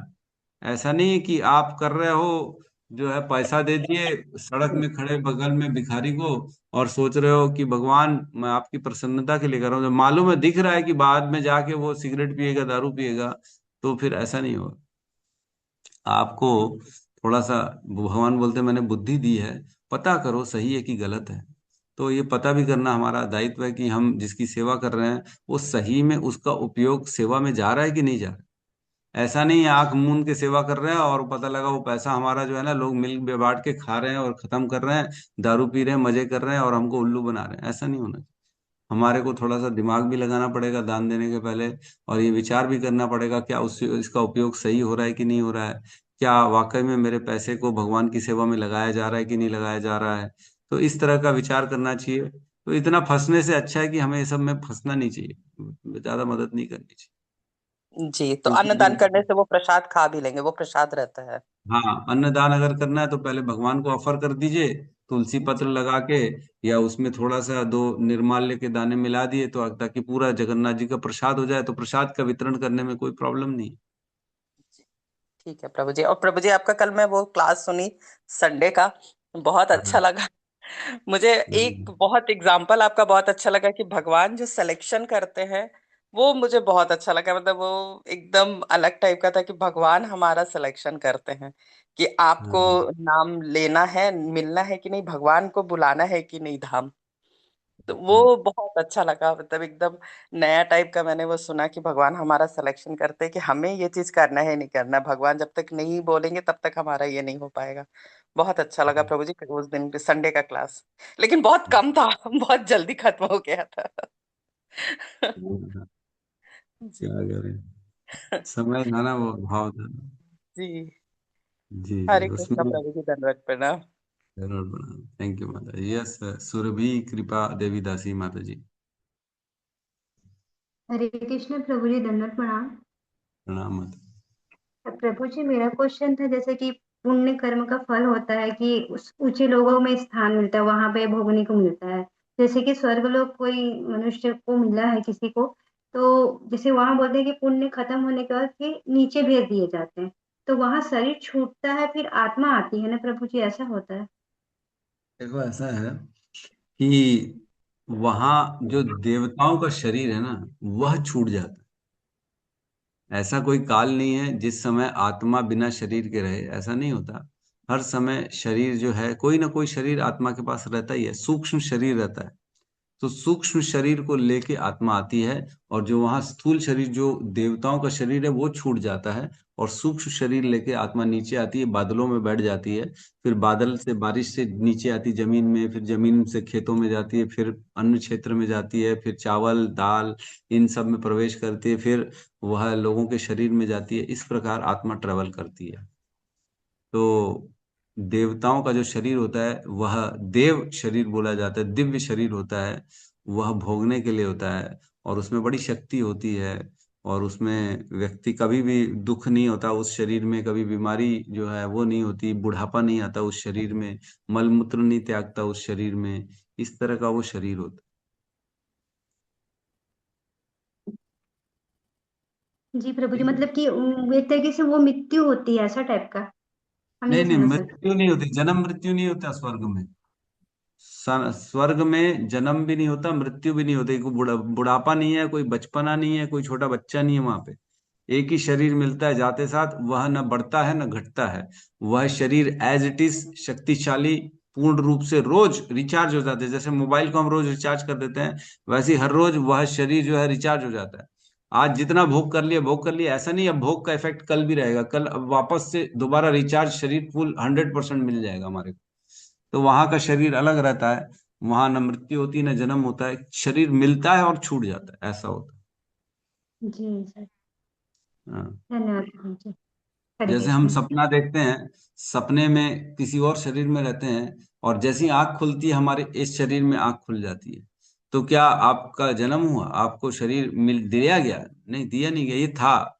तो कुछ समय के लिए हम इस शरीर का विस्मरण हो गया था, लेकिन वापस से स्मरण हो गया। तो इसी प्रकार होता होगा, अब एग्जैक्ट तो मेरे को भी नहीं मालूम, कि वहां जाते होंगे, आंख खुलती होगी तो एक शरीर प्राप्त हो जाता होगा, ऐसा। फिर बंद हुई आंख तो फिर पता लगा सूक्ष्म शरीर में आ गया वापस से, और इस संसार में आ गया वापस से, ऐसा होता होगा। यस मधुनंदनी माता जी। हरे कृष्ण प्रभु हरे जी। कृष्णा प्रभु जी। जितने भी अच्छे, जब बताया आप जी, कार्य करते हैं हम, वो पुण्य होते हैं सारे कार्य। देखिए, अगर उनमें आसक्ति है, देखिए सात्विक कर्म और राजसिक कर्म और तामसिक कर्म हमने चर्चा करी। तो जितने भी अच्छे शुभ कार्य, देखो कार्य 2 प्रकार के होते हैं, शुभ कार्य और अशुभ कार्य। ठीक है। तो शुभ कार्य जो होते हैं उसमें अगर हम अपना कर्तव्य समझ कर कर रहे हैं, अनासक्त होके कर्तव्य करके कर रहे हैं, तो वह जो है हम कर्म के बंधन में नहीं बंधता। लेकिन जो आप प्रश्न पूछ रहे हैं कि सारे जो है, क्या प्रश्न पूछा आपने? अच्छे कार्य, जितने भी अच्छे कार्य नॉर्मल लाइफ में जितने भी कर रहे हाँ, हैं। वो पुण्य होते हैं क्या? नहीं, सारे पुण्य नहीं होते हैं। अच्छे कार्य का विभाजन ऐसा है कि पुण्य और नियत, तीन प्रकार के कर्म है। नियत कर्म, नैमित्तिक कर्म और जो है काम्य कर्म, काम कर। है ना। तो अच्छे कार्य, अब किसको अच्छा बोलेंगे? क्या भोग करना अच्छा है? क्या सुंदर अपने आप को बनाना अच्छा कार्य माना जाएगा? क्या अपने जो है स्वाद के लिए अच्छा खाना मंगा के खाना ये अच्छा कार्य? कि क्या अच्छा कार्य, अब आप किसको अच्छा मानते हैं, इसको हम कैसे समझ? शुभ और अशुभ मान सकते हैं, जिससे शुभ जो है बेसिकली वह शास्त्र के अनुमोदन से किया गया कार्य है, उसे शुभ कार्य करते हैं। और अशुभ कार्य वो हो गया जो शास्त्र के विपरीत हो, वो सारे अशुभ कार्य हो गए। तो इस तरह से हम कार्यों को डिफाइन कर सकते हैं। अच्छा और बुरा हम अपनी दृष्टि से नहीं कर सकते, क्योंकि आपकी दृष्टि अलग है, मेरी अलग है, किसी तीसरे की अलग है। किसी के लिए गुटखा खाना अच्छा है, किसी के लिए गुटखा खाना खराब है ना। तो किसी के लिए मिठाई अच्छी है, किसी के लिए मिठाई खराब है। तो ये अच्छे और बुरे का डेफिनेशन नहीं है। शुभ और अशुभ जो शास्त्र द्वारा है, सारे अच्छे कार्य का रिजल्ट अच्छा ही आता है। उसमें पुण्य भी हो सकता है और स्वीकृतियां भी हो सकती हैं। अच्छे कार्यों में जरूरी नहीं है कि पुण्य मिले, हमें स्वीकृतियां भी मिलती हैं। कई बार सपोज करो, कोई जो है बेचारा साधु पुरुष रोड में खड़ा है ना, वो एड्रेस पूछ लिया, ठीक है। तो एड्रेस बताने की जगह हमने क्या किया, चलो चलो मैं आपको छोड़ देता हूँ वहां। आपने क्या किया, उनको बिठाया गाड़ी में और अपने साथ छोड़ दिया वहां पे। तो ये क्या हो गया, ये स्वीकृतियां हो गई। ये पुण्य नहीं है, हमने ठीक है उनकी मदद तो करी, लेकिन ये स्वीकृति मिल गई हमारे को। अब क्या होगा, जो स्वीकृति के कारण हमारे जीवन में भगवान की भक्ति आने की जो है गुंजाइश बन जाएगी। तो चार प्रकार की स्वीकृति, दो प्रकार की स्वीकृतियां होती हैं व्यक्ति के जीवन में। एक होती है भुक्ति उन्मुखी स्वीकृति, और एक होता है भोग भक्ति उन्मुखी स्वीकृति और भोग उन्मुखी स्वीकृति। ऐसे स्वीकृतियों से व्यक्ति के जीवन में भोग आएंगे, और जिसे हम पुण्य कहते हैं, वह पुण्य जो है भोग के रूप में, हमारे सुख के रूप में हमारे जीवन में आएंगे। और भक्ति उन्मुखी स्वीकृति में क्या होता है, ऐसी स्वीकृतियों के कारण हमारे जीवन में भक्तों का आना की गुंजाइश बन जाती है। ग्रंथ आएंगे, भगवत गीता आएगी, प्रवचन आएंगे, कथाएं आएंगी जीवन में। तो दो प्रकार की स्वीकृतियां होती हैं ना। तो एक होती है पुण्य और एक होता है भक्ति उन्मुखी स्वीकृति, जिससे भक्ति आ सकती है। तो अच्छे कर्म मतलब शुभ कर्म, जिससे ये दो प्रकार के रिजल्ट मिलते हैं। एक पुण्य होगा जिससे हम भोगेंगे, और एक होगा भगवान की भक्ति मिलने के चांस, जिसमें वैष्णवों और इनका एसोसिएशन मिलेगा। जैसे हमने बताया था कि देवता भी दो प्रकार की कृपा करते हैं, सकपट कृपा, निष्कपट कृपा। सकपट कृपा में क्या करते हैं, वो भोग देते हैं। हमारी जो पुण्य है, हमने जो उनकी सेवा करी है, उसके बदले में वो हमें भोग देंगे, सुख देंगे, उन्नति देंगे, है ना, स्वर्ग देंगे, और इस प्रकार के जो है साधन देंगे, परिवार देंगे। और दूसरी होती है निष्कपट कृपा, जिसमें हमने अगर उनकी सेवा कर दी तो वो क्या करेंगे, हमें वैष्णवों को संग में भेज देंगे, ऐसे लोगों के साथ उठना बैठना चालू कर देंगे जो नाम जप कर रहे हैं। तो ये दो प्रकार से कार्य, शुभ कार्यों के रिजल्ट दो हो जाते हैं, एक भोग में और एक भक्ति में, है ना। तो दो प्रकार से। यस। ये हरे कृष्ण प्रभु जी। हरे कृष्ण प्रभु। यस, बोलिए प्रभु। हरे कृष्ण प्रभु जी, दंडवत प्रणाम प्रभु जी। प्रणाम प्रभु जी। यस प्रभु जी, बोलिए। प्रभु जी, धृष्टता के लिए क्षमा चाहता हूँ, क्योंकि मैं आरती का समय हो रहा था, इसलिए मैं बीच में थोड़ा सा इंटरप्ट कर रहा हूँ। प्रभु जी, मेरे दो छोटे छोटे प्रश्न हैं कि जैसे एकादशी के दिन निर्जला व्रत रखते हैं, तो मेरा तो ऐसा है कि मेरी शुरुआत ही पानी पीने से होती है प्रभु जी दिन की। तो ऐसा नहीं हो सकता प्रभु जी कि हम एकादशी का व्रत अन्न त्याग करें और पूरा दिन जो है वो सिर्फ जल के ऊपर ही व्यतीत कर दें? ऐसा हो सकता है हाँ। क्या? और दूसरा यस। प्रभु जी ये पूछना था, अगर हम आरती कर रहे हैं और किसी कारणवश समय पर आरती नहीं कर पाए, तो थोड़ा उसमें विलंब हो गया, तो ऐसा तो नहीं कि उसको बंद करना ही नहीं, या बाद में भी कर सकते हैं प्रभु जी? थोड़ा सा क्लेरिफिकेशन करिए प्रभु जी। हाँ, देखिए दो प्रश्न है प्रभु जी के। पहले तो एकादशी का है। तो एकादशी में सबसे श्रेष्ठ कहा गया निर्जला व्रत। और अगर निर्जला नहीं रख सकते तो आप सजला भी व्रत रख सकते हैं। सजला रखने में भी कोई प्रॉब्लम नहीं, वो भी व्रत ही है। और सजला भी नहीं रख सकते तो सफला रख सकते हैं, फल के साथ हम एकादशी का उपवास रख सकते हैं। और सफला भी नहीं रख सकते तो हम उसमें फिर जो है साबूदाना, कुट्टू का आटा और इन सब चीजों का भी जो है सेवन कर सकते हैं, आलू है ये वो खा सकते हैं, कोई प्रॉब्लम नहीं, ये भी अलाउड है। तो जितना आप कठोर उपवास रखेंगे उतना उसका फल आपको ज्यादा मिलेगा, जितना कम कठोर उपवास रखेंगे उतना फल कम मिलेगा। लेकिन अगर उपवास नहीं रखेंगे, अन्न खा लेंगे तो उसका पाप लगेगा। तो अन्न तो नहीं खाना बिल्कुल भी, कम से कम साबूदाना खा के, फल्ली खा के, आलू खा के दिन गुजारा कर लें तो एकादशी व्रत माना जाएगा कि हम एकादशी व्रत रखा हमने। और दूसरी बात रही, अगर जो पूजा का समय है, जो आरती का समय है, वह समय जब हम रोज करते हैं तो भगवान उस समय हमारा वेट करते हैं कि रोज आता है इस समय, आज भी आएगा। अब भगवान वेट कर रहे हैं। अगर हम वाकई में कोई हमारे पास प्रॉब्लम है, जेन्यून अगर कहीं फंसे हुए हैं तब तो ठीक है, लेकिन अननेसेसरी समय आगे पीछे नहीं करना चाहिए। जो समय निश्चित है वह समय में ही भगवान की आरती, भोग, ऑफरिंग सब होना चाहिए। लेकिन अगर कोई प्रॉब्लम ही आ गई, शारीरिक प्रॉब्लम आ गई, कहीं कोई ऐसी देर हो गई, कोई अचानक ही कोई आके बैठ गया, क्या कर सकते हैं, उसको भगाते भी नहीं बन रहा। एक बार प्रभुपाद जो है ना, पुरानी बात है, ब्रिटिशर्स की सरकार थी, प्रभुपाद को जो है मीटिंग के लिए बुलाया गया। प्रभुपाद एक दवाइयों का काम करते थे, तो प्रभुपाद को ना बहुत पूरे इंडिया का दवाई का काम मिलने वाला था। उनको मीटिंग में बुलाया गया शाम को कि आइए शाम को हम आपको पूरा इंडिया का काम आपको दे देंगे, हम आपको डीलर बना देंगे, पूरे इंडिया में आप हमारी दवाइयां बेचो। तो प्रभुपाद वेट करते करते करते शाम का जो समय था, 5 बजे जो भी मीटिंग का समय रहा होगा, वेट करते करते वो लेट कर दिया उसने, 7 बज गया। और प्रभुपाद का 7 बजे गौर आरती का टाइम था। तो प्रभुपाद जाने लगे, बोले अब मेरा टाइम हो गया, मैं जा रहा हूँ। तो बोले अरे मीटिंग नहीं चाहिए, मीटिंग नहीं करनी है आपको? बोले नहीं, अब मेरे को मीटिंग नहीं करनी है, क्योंकि जिससे मेरी अभी मीटिंग है उससे बड़ा कोई आदमी नहीं, सबसे बड़े आदमी से मेरी मीटिंग है, चैतन्य महाप्रभु गौर आरती से मेरे को भगवान से मीटिंग करनी है, इसलिए अब ये मीटिंग की कोई जरूरत नहीं है। तो प्रभुपाद ने शाम को जो है वेट करते करते वो चले गए। 7 बजे जैसे ही टाइम हुआ, बोले अब मैं नहीं रुक सकता, ये दवाई मेरे को मिले काम ना मिले उससे कोई फर्क नहीं पड़ता, लेकिन मेरी आरती का टाइम है, मैं आरती करने जा रहा हूं। तो कहने का अर्थ यह है कि अगर हम उसको रोक सकते हैं, पोस्टपोन कर सकते हैं तो बेटर है। लेकिन एकदम ही ऐसा है कि हम उसको नहीं कर पा रहे हैं तो आप आगे पीछे कर सकते हैं आरती, और भगवान से फिर विनती कर लेंगे कि भगवान आज थोड़ा सा लेट हो गया, माफ कर देना, ऐसा ऐसे काम में मैं फंस गया था। इस तरह से हम भगवान को प्रणाम कर सकते हरे कृष्ण प्रभु जी, धन्यवाद। आभार प्रभु जी, धन्यवाद। हैं। हृदय से थैंक यू, आभार प्रभु जी।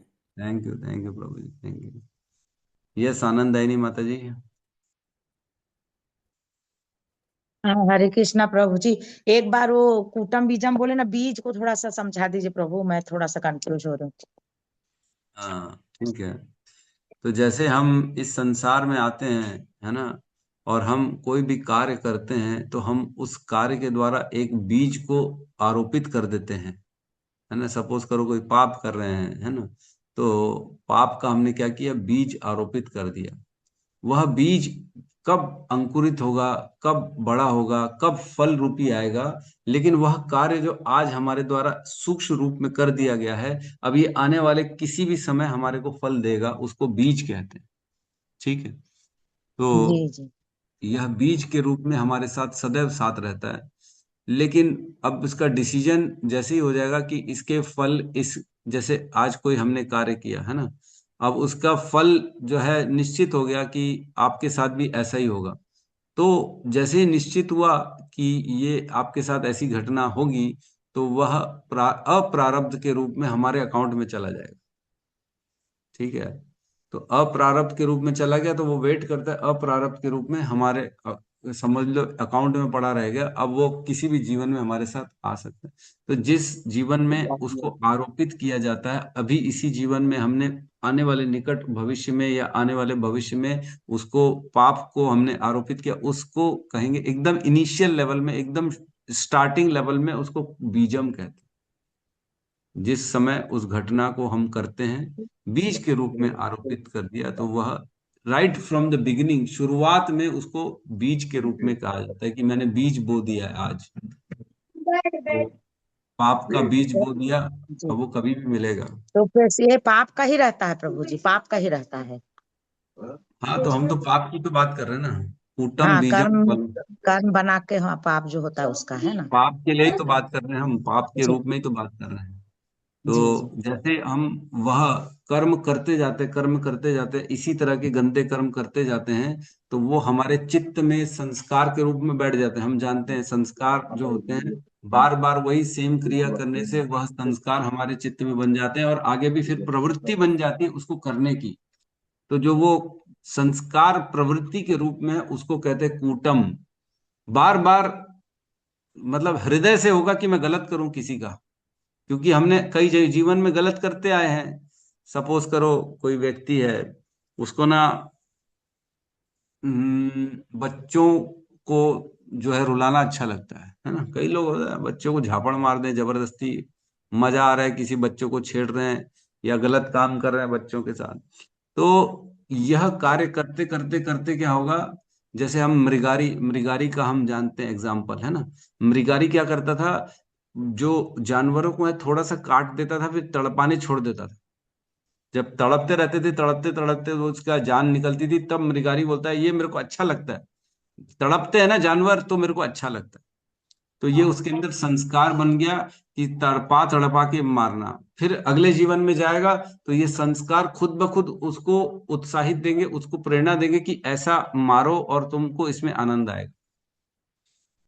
तो संस्कार हम जानते हैं कि हर जीवन में एक दूसरे, एक के बाद एक दूसरे जीवन में हमारे साथ चलते हैं, और हमें बचपन से वो जैसे ही हम संस्कारों को लेके जो है उत्पन्न होते हैं, तो हमारे हृदय में वही कार्य करने की इच्छा होती है ताकि हमें उससे सुख और दुख मिले। तो ये बार बार कार्य करने से संस्कार होते हैं, इसे कूटम कहते हैं। तो बीजम कूटम, और इनका जो है रिजल्ट आता है प्रारब्ध और अप्रारब्ध। प्रारब्ध मीन्स जो इस जीवन में भोगना ही है हमारे को, और अप्रारब्ध मीन्स जो हमने कार्य किए थे बीजम के रूप में, उसका रिजल्ट पड़ा हुआ है हमारे अकाउंटों में। तो कूटम, बीजम, फलेन, और अपना प्रारब्ध और अप्रारब्ध, चार प्रकार की चीजें होंगी। तो समझ में आया प्रभु जी कि वो नहीं? आप अप्रारब्ध को माने कितनों भी साल में भोगते रहेंगे, उसका कोई वो नहीं है, हाँ, जितना उसका भी कोई साल में उसको भोग सकें, हाँ, जैसे कोई निश्चित धृतराष्ट्र का नहीं है। एग्जांपल दिया मैंने, 100 जीवन तक उसका अप्रारब्ध के रूप में, जैसे पहले जीवन में उसने चिड़िया को मारा, तो उस जीवन में जब चिड़िया को मारा उसने, तो वो बीज आरोपित कर दिया मार के कि अब इसको मुझे भोगना पड़ेगा। तो इस जीवन में, पहले जीवन में वह बीज कहलाएगा, पाप का बीज। अब दूसरे जीवन से वो क्या हो जाएगा, प्रारब्ध बन जाएगा, अब उसको भोगना पड़ेगा। कौन से जीवन में पता नहीं।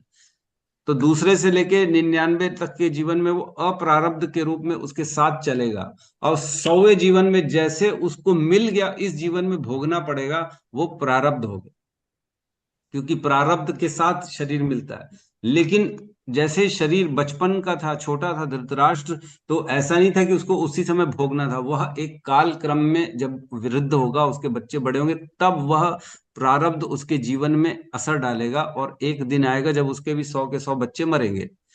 तो वह प्रारब्ध बन के उसका वेट कर रहा था, और सही समय होते साथ उसके जीवन में वह फलीभूत हुए। तो इस प्रकार प्रारब्ध भी 3 प्रकार के होते हैं, मंद, तीव्र और तीव्रतम, है ना। तो जैसे ये प्रारब्ध था, ये तीव्रतम प्रारब्ध था कि 100 के 100 बच्चे मरेंगे। तो ये केवल नाम जप से कटने वाला नहीं था, या किसी साधु संत के अनन्य भक्ति से हो सकता है उसका वो प्रारब्ध भी कट जाता, लेकिन उसने भक्ति तो करी नहीं कभी। ठीक है, तो इस प्रकार से हम समझ सकते हैं। जी और प्रभु जी। उपम प्रभु मतलब जी वो अभी भगवत गीता का क्लास चल रहा है। हरे कृष्णा प्रभु जी। भगवत हाँ हाँ, गीता का जो क्लास चल रहा है अभी, जो चौथे अध्याय या तीसरे अध्याय सबका जो वर्णन किए ना, तो एक बार सभी नए भक्तों को बता दीजिएगा आप कि क्लास करेंगे 8:30 बजे से। शाम की क्लास की बात कर रहे हो आप? हाँ हाँ, शाम की क्लास में आपका ही तो सिखाया हुआ है सब। प्रभु हाँ जी लोग ले रहे हैं, तो नहीं, एक बार हाँ हाँ क्लास ठीक है, ज्वाइन कर लेंगे, जो तो हाँ हाँ करना ठीक है चाहते ठीक हैं है। तो उनको और हाँ अच्छी यस, तरह समझ में आ जाए। हाँ वो मैं भी तो मतलब ज्वाइन करती हूँ इसीलिए कि दोबारा फिर समझ सके। रिवीजन हो जाएगा। जी जी। ठीक है। तो हमारी हरे रोज कृष्णा शाम को प्रभु जी, बहुत 8:30 बजे, 8:30 बजे हमारे गौतम बुद्ध, हिज ग्रेस गौतम बुद्ध प्रभु और हिज ग्रेस रोहिणी नंदन प्रभु शाम को भगवत गीता की कक्षा लेते हैं। तो जिनको भी जो है डाउट्स हैं, जिनको और क्लैरिटी चाहिए, रिवीजन करना है या फर्स्ट टाइम भी है, तो शाम की क्लास 8:30 बजे वाली आप ज्वाइन कर सकते हैं, ताकि और अच्छे से आपकी भगवत गीता क्लियर हो जाए। क्योंकि ये बहुत लोग नहीं भी पढ़े हैं भगवत गीता।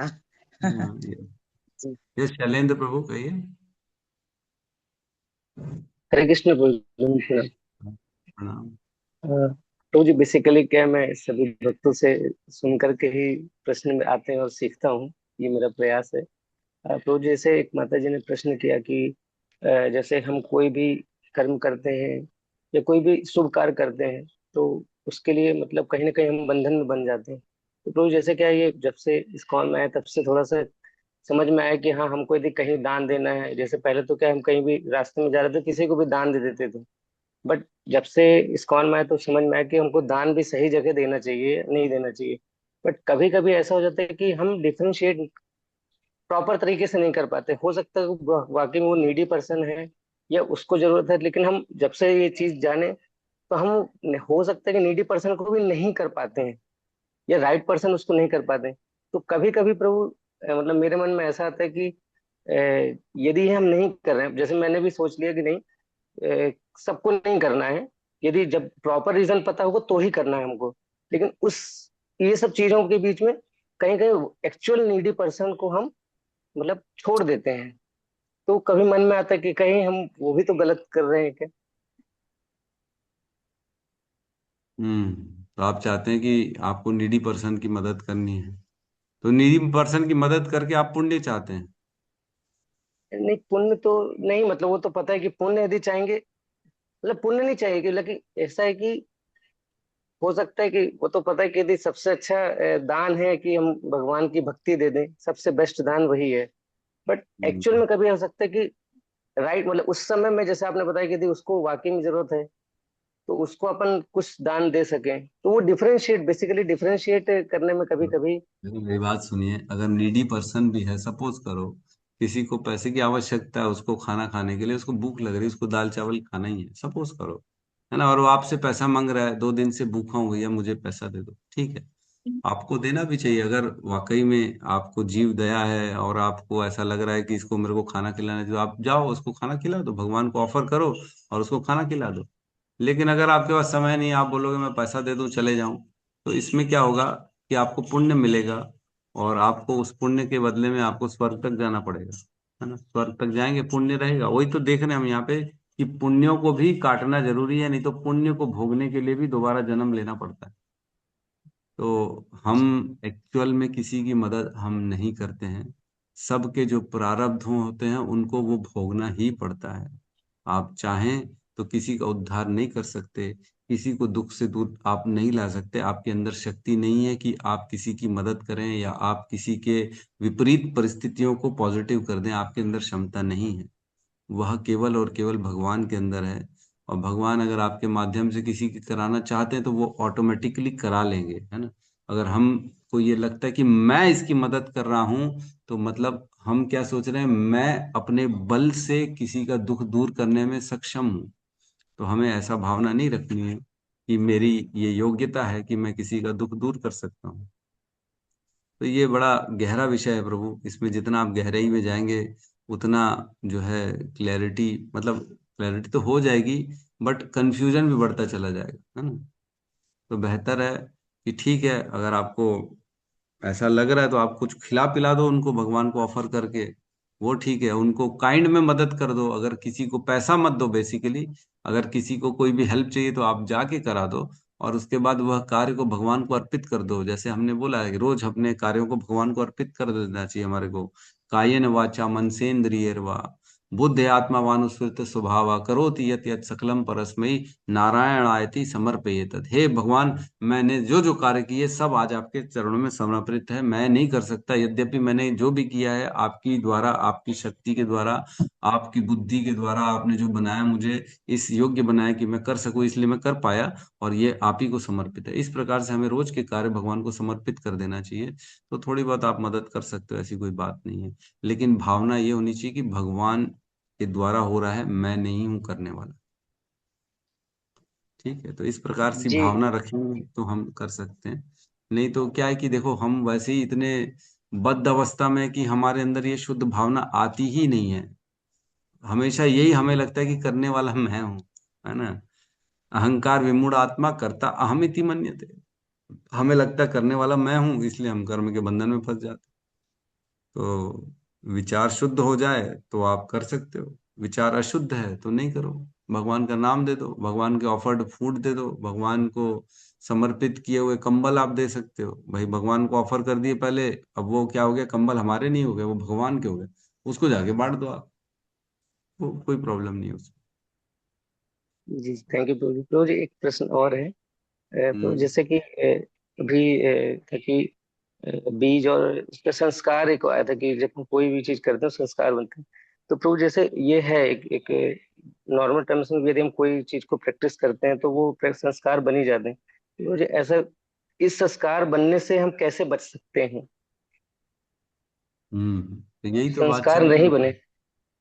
हाँ, संस्कार नहीं बने, कैसे नहीं बनेगा? जब हम भगवान का श्रवण करेंगे, भगवान का नाम जप करेंगे, तो हम जो डेली मंगलाचरण में कहते हैं ना, जो हम कौन सा श्लोक कहते हैं श्रवणताम स्वकथा कृष्ण पुण्य श्रवण कीर्तन हृदयंतस्तो ही अभद्राणी विधुनोति सुहृत सधाम। ये हम रोज बोलते हैं मंगलाचरण में। क्या कहते हैं? श्रवणताम स्वकथा कृष्ण। जैसे ही हम भगवान की कथाओं को श्रवण करना स्टार्ट करते हैं, पुण्य श्रवण कीर्तन, जो कि पुण्य प्रदान करने वाली हैं, वह उनके श्रवण मात्र से हमें अनेक अनेक पुण्य मिल जाते हैं।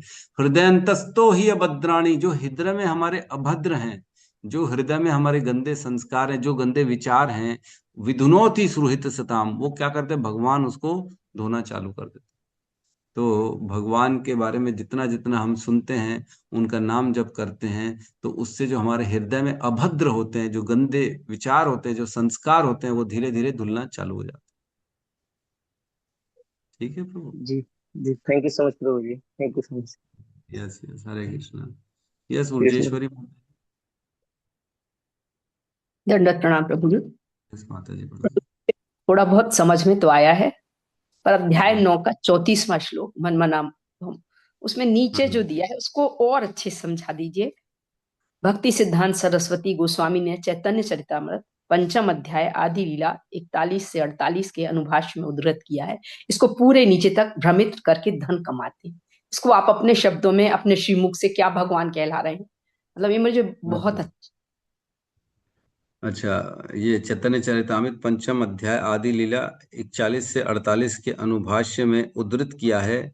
देह देही विभेदिहयम नेश्वरे विद्यते क्वचित, अर्थात परमेश्वर कृष्ण तथा उनके शरीर में कोई अंतर नहीं है, लेकिन इस कृष्ण तत्व को न जानने के कारण भाष्यकार कृष्ण को छिपाते हैं और उनको उनके मन या शरीर से पृथक बताते हैं। यद्यपि यह कृष्ण तत्व के प्रति निरी अज्ञानता है, किंतु कुछ लोग जनता को भ्रमित करके धन कमाते।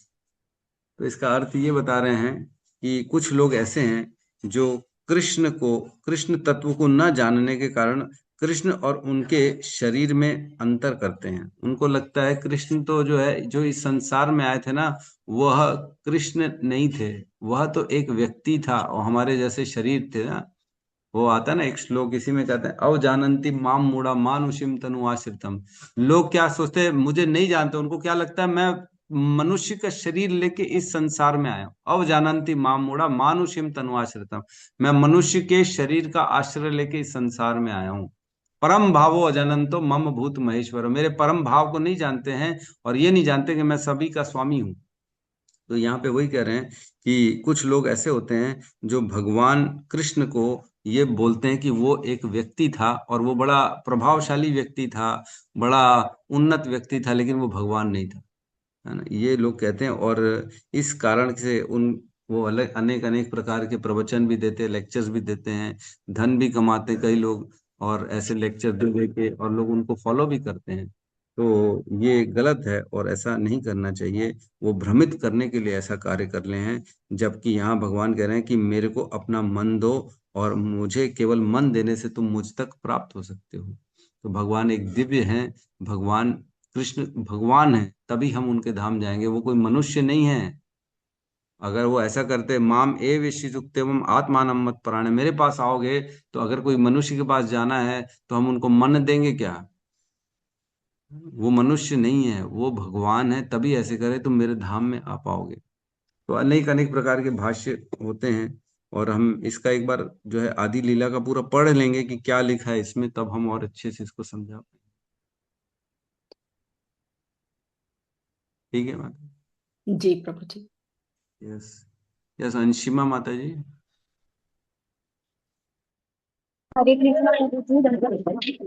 प्रणाम माता जी। प्रभु जी, आज मैंने अपनी मम्मी को ऐड किया है इस चैनल पे, तो लिख के बैठा आपको ज्वाइन है, तो प्रार्थना है कि मुझे प्रार्थना करें सभी प्रभु जी को भक्ति आगे बढ़े। मैं समझ नहीं पा रहा हूँ क्या करी मेरे आप। प्रभु जी, आज मम्मी ने ज्वाइन किया है क्लास को। अच्छा अच्छा, ओके, माता जी ने ज्वाइन हाँ, किया है। हाँ तो मैं बस यही चाहती हूँ कि सभी लोग मिलकर प्रार्थना करें कि उनका भी मन क्लास में लगता रहे और रेगुलरली ऑनलाइन। अच्छा, क्या नाम से ज्वाइन किया माता जी ने? शीला अग्रवाल। क्या माता जी? शीला अग्रवाल। शीला अग्रवाल। यस, शीला माता जी करते हैं। हरे हरे कृष्णा कृष्णा, हरे कृष्णा कृष्णा हरे हरे कृष्णा कृष्णा कृष्णा हरे कृष्णा राम हरे राम हरे राम राम हरे हरे राम राम राम राम हरे हरे गंधराज कृष्णा प्रभु जी, धन्यवाद। की हरे जय, कृष्णा प्रभु जी, जय धन्यवाद। समस्त भक्त वृंद की जय, जय शील प्रभुपाद की जय, निताई जय। गौर जय हरि हरि हरि बोल। हरे हरि हरे बोल। हरि हरे कृष्णा प्रभु हरे जी कृष्णा प्रभु दंडवत जी, प्रणाम। हरे कृष्णा प्रभु जी, कृष्णा दंडवत प्रभु जी, प्रणाम। धन्यवाद प्रणाम। हरे शीला कृष्ण। प्रभु धन्यवाद प्रणाम। हरे दंडवत कृष्णा। प्रणाम जी जी, दंडवत दंडवत प्रणाम। प्रणाम। हरे कृष्णा प्रभु जी। हरे कृष्णा। हरे कृष्णा प्रभु जी, दंडवत प्रणाम। राम माता